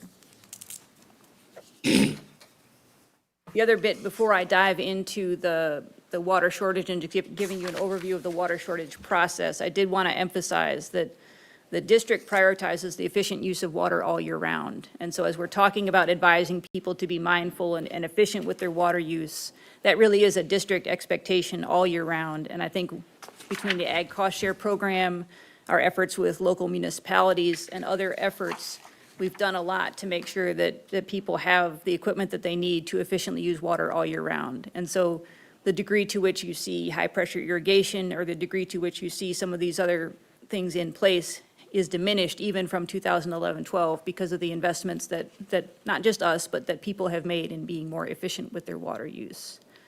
There are standard conditions that apply to all water users, and there are conservation practices that get reviewed as a part of the permitting process. Those specific practices would vary based on the permit type, but all permittees are required to employ the conservation practices appropriate for their use type. They are also required to have a condition that basically says that they will adhere to limitations if something came up in a water shortage, that they would adhere to those limitations. And so, again, all permittees are required to be efficient all the time and are required to comply if we do get in a situation where we need to take some additional measures. Hey, in looking at the graph, in the last 15 years, been a great increase in the amount of drought. We had something in, what was it, 55 way back, and then we went 40 years without any significant drought. And then about 11 or so, we went into all these downswings in a shorter time frame than this. Is it directly linked to the increase in usage? And are we monitoring that data for a trend? We are monitoring water usage for trends, and then we're also monitoring our well levels. So for example, I'm going to go back in time to the Lake City well. I'm trying to think what the longest record we have on this is for wells. Oh, I went too far. One after this.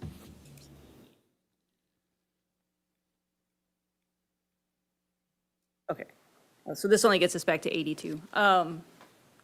We have tracked it. For sure, the 1950s was a very it was a very dry time here. For sure, water use has increased since the 1950s. There was a period in the late 90s, early 2000s, where you had a relatively significant drying period in the 2000s, and then you had another one in 2011 and 12 with not much recovery in between. And consistently in our records, you saw that that was the lowest point that the levels had ever gotten to. And again, the concern is the combination of climate and water use was driving us into a kind of a unilateral direction.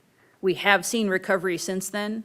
I think everybody here remains concerned about if conditions dry up and persist. If we saw another time frame like the 2000 to 2011 timeframe, because again, it was dry in 3 and 4 also.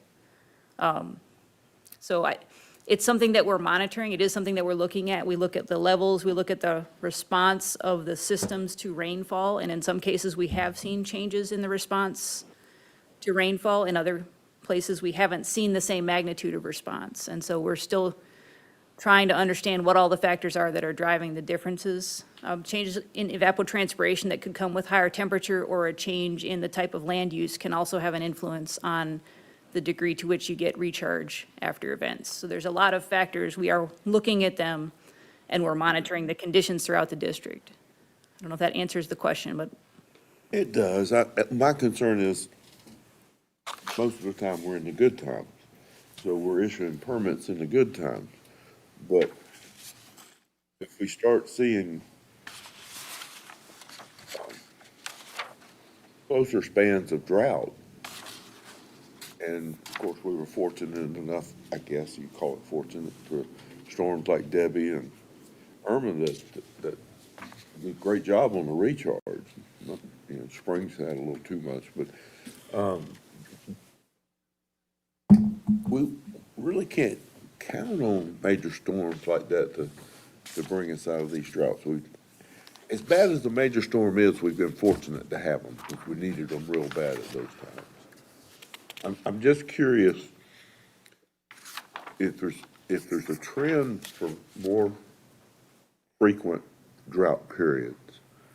Do we adjust our new permitting to address that?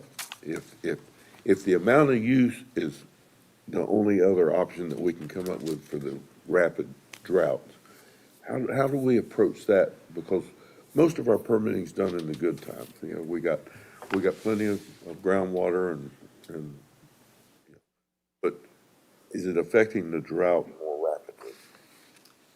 that's something that we're going to have to continue to monitor. We know that there are long-term cycles that impact Florida's weather. And they're not all entirely synced up. Nobody fully understands the magnitude of how the different, again, you're seeing from Robbie these forecasts, you're looking out, 3 months, 9 months. Oh, yeah. Looking at a forecast, it's probably going to be wetter than average, that there are a number of cycles that impact Florida. And so there's not a singular one where you can say, okay, for sure, we are now in this place and we know what the next 20 or 30 years is going to look like. And just like the lady from the University of Florida said, the past years have been drier throughout the continent. That's probably projected to continue. I don't know what necessarily brought it around or what would necessarily stop it, but that's the trend we're in now. So I'm just wondering, I hate to always react to an emergency. I'd like, we have some basis for we can't foresee the future, but being more prepared for the future. And some of that is what we're trying to do as we're trying to look at these systems. We're trying to look at long time frames, right? And as time shifts forward, and as we look at those long time frames, if we're seeing shifts in rainfall and flows associated with that rainfall, then that would get baked into our process as we're looking at these other factors. And yes, we should not permit with the presumption that conditions will be wetter than they are, or even again, I mean, the goal would be to permit understanding the full range of conditions. Right. But it is also recognized that there are times in Florida where you're going to have rain below average and that you may need to take extra measures that you wouldn't otherwise need to take. So that most of the time, greater than 90% of the time, the water is sufficient to meet the needs that are laid out. Absolutely agree, and it seems that a lot of times things are engineered to the nth degree. I mean, just for perfect conditions, and Warren and I have talked about it when some of these building plans are done. If the maintenance on the system is maintained, it works, but people tend to just, whatever you need, yes, yes, yes, until they get it, and then they don't maintain it. So if we engineer everything to the nth degree, we're very fragile when it comes time to a drought. Just curious if, I mean, that is these something, thoughts that I have are similar to some of the data collected that we're looking at. and that is certainly, I mean, that is some of it, not to give away the review of the water shortage rule that we have, but one of the key components of it is that monthly hydrologic conditions review that Robbie does for you as a part of each board meeting, where each board meeting, we're presenting you with a series of information and looking at long-term trends of the wells, looking at short-term, tracking how our water levels are looking relative to other times, such that the board has the information, not just when things are dry, but day in and day out, we're getting the information to help us make these decisions. So that is a part of why that we are directed to provide that level of information for this very reason, that we're sometimes looking at a very narrow window and having to make a decision on something. Madam Chair, if I could add, and Mr. Charles and certainly David or Warren can speak to this as well, but the considerations of if the district declares a water shortage or an MFL, is impacted relative to withdrawals, there are conditions, standard conditions, that our permits are issued with. Granted, it's never fun to engage with a permittee and say, hey, you're going to have to cut back because we're in a water shortage period, to that extent. Sure.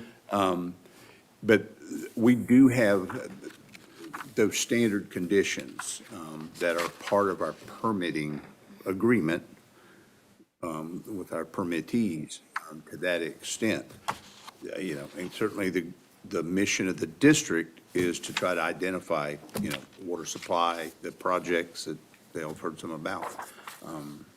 But we don't control the rain to that extent, and that certainly is what drives our recharge and our available groundwater.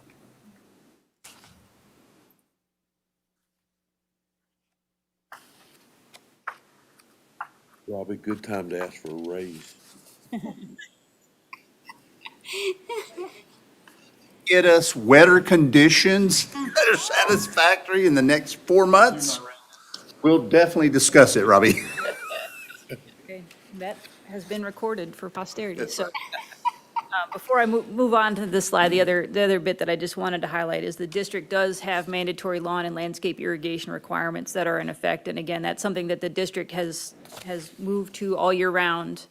So there are limits on the time, the volume, and then also the frequency. With this being standard time, we're limited to 1 day a week. And so again, we're expecting people to be efficient with the water use all year round. But then there is a water shortage rule that is in place for the district. We're required to have a water shortage rule. The components that are associated with that is the monitoring that I just talked about, where you have Robbie that is preparing and summarizing hydrologic data for you every month to give you a picture of where we are relative to the long-term trends. There's an evaluation process that's described. In the event that you do have a shortage, then there are potential tiers of response that can be done, and then a review process to see if that type of response is still warranted or if we've moved out of the drought conditions. Madam Chair. Amy, back to the page 29 where it shows basically from March the 15th to July 15th is your ag use of the irrigation. Has there been any recommendations to people, because I know we're a lot better than we used to be and we have a lot less evaporation, but has there been any recommendations sent out to farmers to say, could you irrigate at night instead of any in the daytime, to keep from evaporation from happening? We have not reached out to individual permittees at this point in terms of, and that's kind of the conversation here right now, is that as we move into this growing season, we may want to be pushing out some specific messages that are specific to, because this is a specifically dry time, please consider these actions or implement these actions to the maximum extent that is possible. I mean, I don't know what the savings would be, but I'm sure it'd be some savings for evaporation if you irrigate at night. Depending on the technology and the Right. breadth of what they need to irrigate.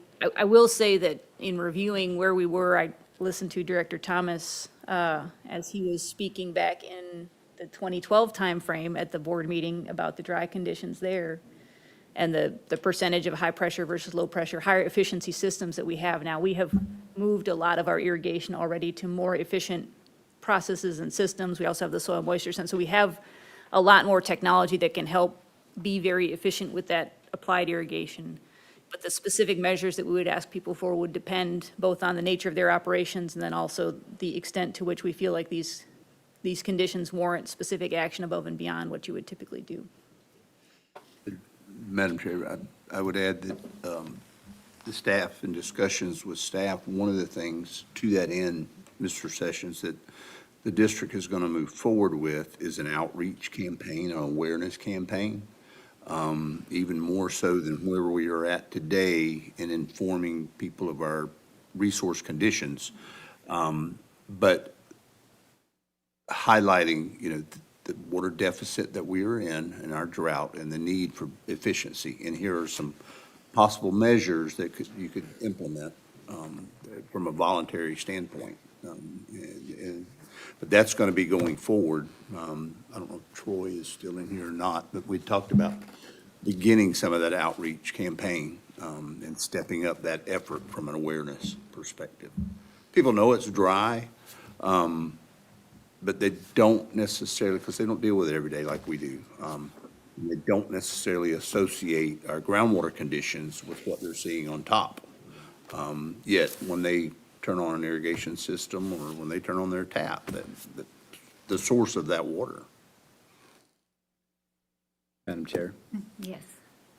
have we got any good data on some of these, like, I'm thinking of these ag systems, we've all seen the tour of the blue dye studies, and I think about how all the piping and engineering's put in place to be able to deliver the water in an even manner, but it's also over time, right? So you say about irrigating at night, you need more volume actually to do that, because a lot of these systems are set up to provide, corn's a great example, right? You need to provide a certain number of acre inches over a week, and many of these systems are set up to do that in 6 days, running all the time, so that allows you some time, if there's a breakdown, it allows you to not lose your crop. So I don't know if I said that right, but you would have to engineer them to now supply a higher flow, because you're going to reduce the amount of time you're allowing to put that on. It might make sense to, Without sacrificing Yes. that leakage down Does that below make the sense? root zone. And I think that's the balancing act that I think some operations that may not be the best. Yeah, some operations. So there are certain I systems don't that are set see up them that being have to able run irrigate 24/7. Just at night. And I'm sure you're aware of this, but the irrigation systems that you typically see in operation now, the delivery of those systems are designed to more closely mimic natural rainfall from an absorption standpoint. And so being able to put out a greater volume of water that you could make a full circle during a 10-hour period of darkness is and be some of the, extremely challenging. It depends on in the that size of the regard. operation and. It does. amount. Yes, I sir, mean, Mr. Sessions. There's some people that could comply, but then some people just can't. Right. And the other challenge with it is depending upon the type of crop, typically your nighttime applications tend to promote disease. And so from a plant disease management aspect, it can introduce some additional challenges. The good thing about where we're at right now with our groundwater conditions, we're not, I think the data proves out we're not in the condition we were in 2011 for the same time of year. And our evapotranspiration and our irrigation demands for this time of the year are reduced from where they are during our summer months, which was the graph some of the graphs that Amy was showing earlier. But that was part of the rationale for this workshop, was an awareness to our board that we may have to take action on this in the future, barring more rain events like we will see this past weekend. Madam Chair. I would agree with the outreach program is critically important right now. People don't know. They turn the tap on, they have water. They don't know how much water is available. They just use water. So the more outreach that we can tell them what we do and what they need to do, the more understanding they have of the critical situations, would be a major player in this. And outreach is going to be, we've said it a long time, but outreach is going to be the key to this whole thing. You've got millions of people involved instead of a few farmers. Everybody understands the use of water and how important it is. You don't think about air, but you take some every few seconds. And to that end, Mr. Charles, I won't be looking for a motion from the board. It won't be an agenda item on there, but we are moving ahead with that outreach effort. Absolutely. We're in that time frame now. We need to make people aware. Go get them. I would think that some of the low-hanging fruit would be, well, since the plants and ag are not uptaking so much water at this point in time, but I still see many urban lawns getting irrigated, people washing their vehicles and all that sort of stuff. Those are, I'd rather eat than I have a clean vehicle, but there is some low-hanging fruit out there that, would be first line of defense. I would think. In terms of the phases that would be associated with water shortage, kind of segueing into that, the first phase that we could potentially consider at some point would be a water shortage warning or advisory. These are non-regulatory. They're guiding people on the conditions and asking them, basically, it's a focus on the discretionary uses and the least efficient options out there, really trying to push people to defer things that can be deferred, to, especially if it's inefficient, to limit that and to think about the necessity of doing what they're doing at this time because it is drier than average. As you move up into the phases, if you go into a phase 2 or phase 3 or a water shortage emergency, at that point, you're starting to talk about adding some regulatory measures. There's still a heavy focus on voluntary measures because, again, each situation is different and what one person can do, it varies depending on the nature of their operations and the nature of their use. But you're moving to a phase 2 would be a severe water shortage, extreme water shortage is a phase 3, and then a water shortage emergency, basically, if the provisions that we've gotten up to that point are not sufficient. And again, that would be, additional regulatory measures. In terms of the considerations that we're guided, in terms of what we should be considering as we think about moving into a watershed. And again, the considerations here are predominantly, as you're talking about taking regulatory measures. It would be the source of the water experiencing the shortage. In this case, for us, it would be the Floridan. The relative impact of various categories of water users on the water body in which the shortage is declared. And so we understand our local usage and then also the regional usage that is influencing that aquifer. The availability and practicality of alternative sources, and that is something that is a challenge in our district. There are some places where reclaimed is available. There is some limited options for surface water use, but again, surface waters, as we have seen from Robbie's presentation, we don't have a lot of surface water right now unless it's being spring-fed. There's not a lot of surface flows because it's been so dry. and then the relative economic impacts that restrictions are likely to have on each category of user. And as has been alluded to, sometimes if you're deferring, it can cause basically a termination of a crop or something like that. Sometimes if you defer, then maybe it's something that you can delay it by 1 week and there's no other negative consequence. That would be a little bit different in terms of the economic consequences. So we're guided to consider those. We're also guided to distribute the burden of restrictions equitably among water users relative to their impact on the sources experiencing the shortage, with consideration given to the potential for serious harm to natural systems, the plans of local governments. Most of our local governments have committed to assist the district in the event that we move into a water shortage. The appropriate geographic scope of the restrictions, the effectiveness of the restrictions of reducing water use and protecting the water supply, and then the impact of water use reductions on public health, safety, and welfare. So those are kind of the guiding principles that we would be given. And again, if we decide, and this again is not an advisory, but if we go into a regulatory process where we're impacting permittees, then we do have a series of steps that we would need to go to, including a public hearing where we make people aware of the change and allow people to make comment. We do notifications of elected officials and local law enforcement, as well as each individual affected permittee would be notified of what conditions are changing for them. Then you are required to do noticing the first full week and then weekly thereafter until such time as the governing board would rescind it. So again, if we move into a regulatory phase, there are a number of steps that we'll need to work our way through to make sure people are understanding the expectations that they have towards them. But that does not prevent us from moving into an advisory and just kind of more intensely asking people to think carefully about their water use currently and think about their discretionary uses.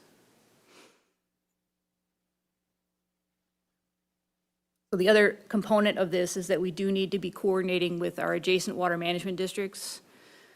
It turns out that we have 3 that are bordering the district, and each of them is in a slightly different hydrologic condition themselves. We have split counties, so Levy County we share with the Southwest District, Alachua we share with the St. Johns District, and Jefferson we share with the Northwest District. So in addition to trying to make sure that we're managing our own conditions locally, we're trying to make sure that we're tracking what's happening regionally, such that if we need to take an action, we're at least not surprising our neighbors, and that hopefully we're making complementary decisions if we're working with a shared resource. So that's another bit of coordination. We've already had several meetings with the other districts, and then we'll continue to meet with them in advance of the January meeting, and we'll be able to update you on, what is happening elsewhere in the state based on their conditions as well.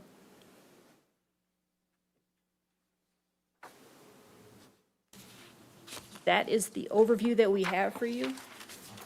We would be happy to provide more data if you would like to see it.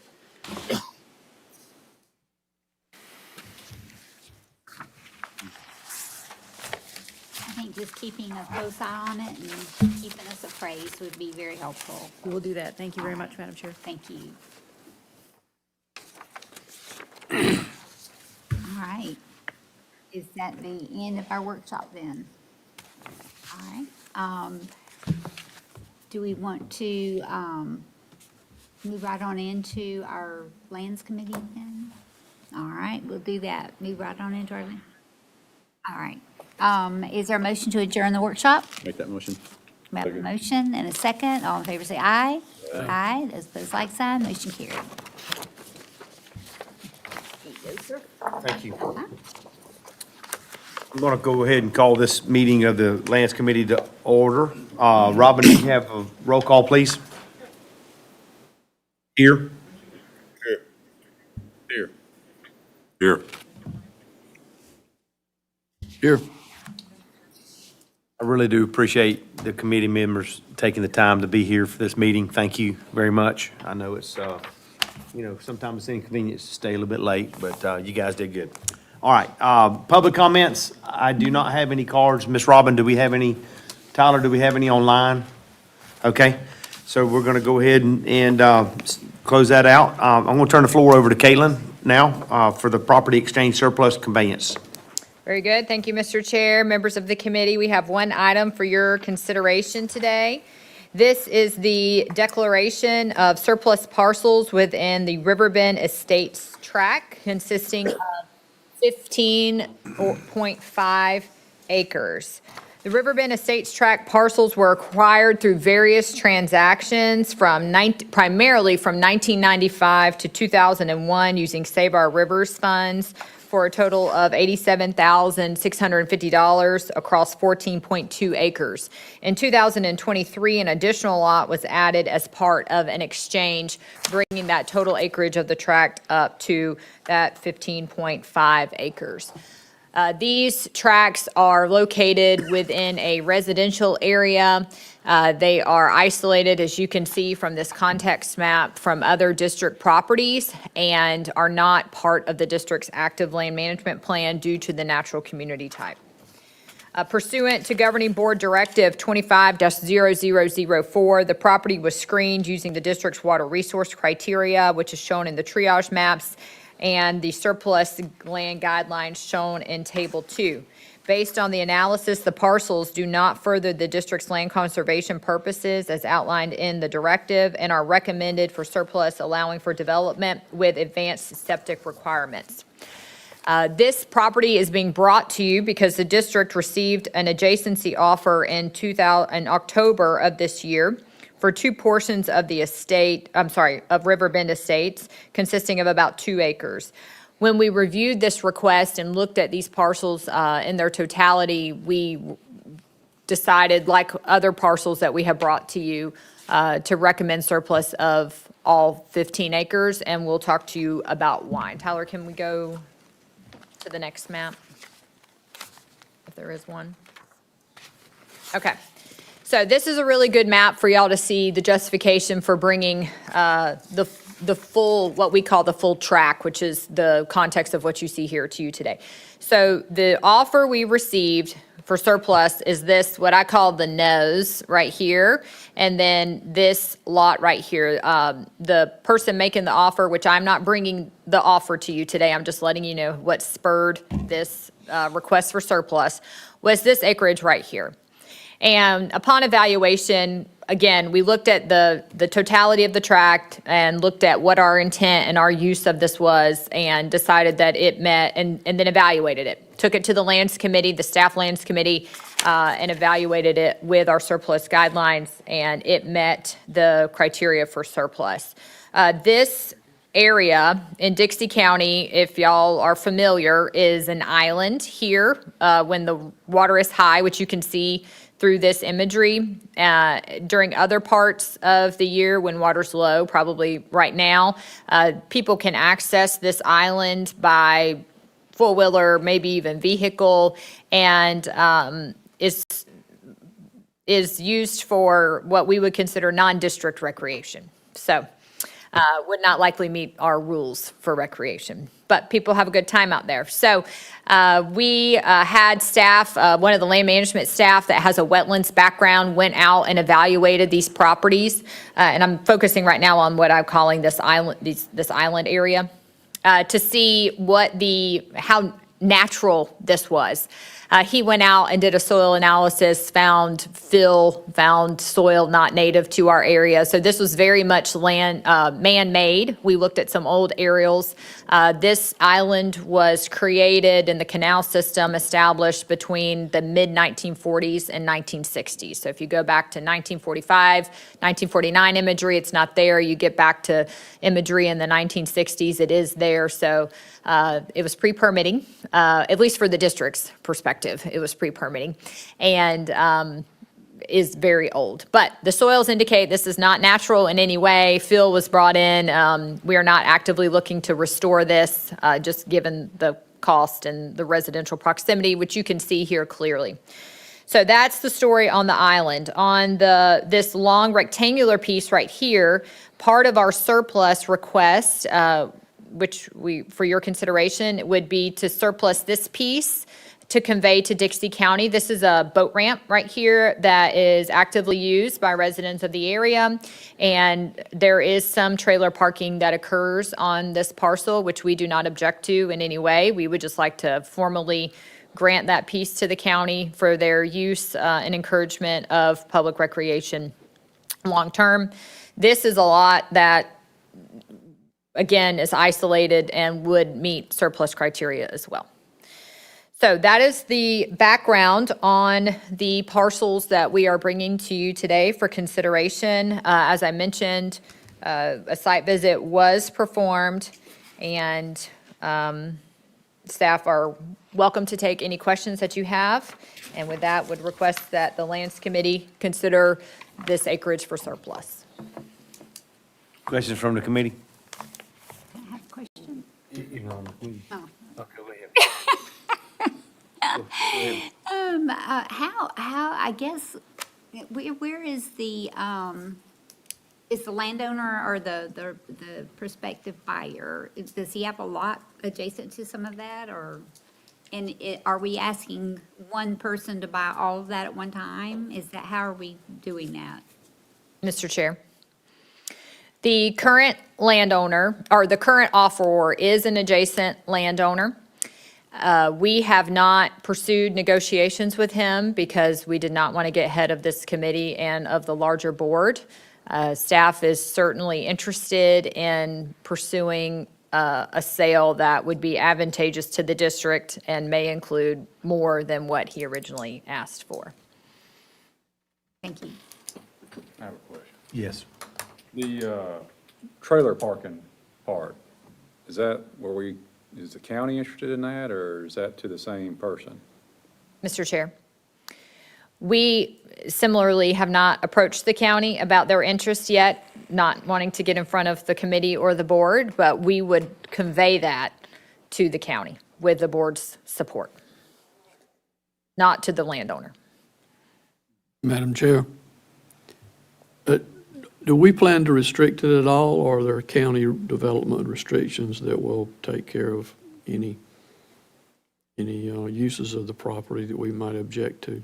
Mr. Chair, staff have proposed that we would rely on district, state, federal, and local ordinances to restrict development in this area, with the additional restriction of an advanced septic requirement, given its proximity to residential areas. Any other questions? Mr. Chair, if I may, to Mr. Harry's question about the trailer parking area. Caitlin, if I've understood correctly, the county is actually maintaining that area somewhat right now for boat trailer parking? Mr. Chair, yes, out of the kindness of their heart. Understood. I just wanted to build on what Mr. Harry's inquiry was. We appreciate the good citizens of Dixie County allowing that to happen. That's very nice of them, especially you, Tim. You're the man, sir. Any other questions, comments? So what's the pleasure of the committee? I'll make the motion, we proceed with the surplus of these properties. I have a motion. Do I have a second? I have a second. Any other discussion on the matter? All in favor say aye. Aye. All opposed, same like sign. Motion carries. Thank you. Any announcements, Ms. Caitlin? Your land acquisition and surplus staff, we continue to evaluate parcels like this. They are numerous in number, and we have gotten through Region 1 and have approximately just under 100 lots, not too dissimilar from what you just saw. And so we are trying to figure out the best logistical and administrative path forward, not to overwhelm staff or overwhelm board meetings for consideration of those while meeting our directive requirements for evaluation. So we have lots of work to do, and we are continuing to do it. We are just trying to do it in the smartest way possible. Well, Caitlin, we appreciate it as just all your hard work, and because of your due diligence and your hard work, I would suggest that you take the 26th and the 2nd off and just enjoy those days. Just take it easy. Tell your group and your land acquisitions people just to take the days off and enjoy those days. We appreciate you guys. Happy holidays from us. We appreciate it. Thank you, Mr. Chair. My other question, do you think we'll get $87,000 for those pieces of property that we paid for? Absolutely not. Okay, I was just curious. That's the reason why we're going to be a little bit better stewards of our money and not overspend money on properties that we have no business buying. Thank you. I will entertain a motion to adjourn. Motion to adjourn. Second. Second, excellent. Robin, are we ready for lunch? Thank you. Why don't we have a quick blessing and then we'll go eat lunch? You want to do that? Yeah.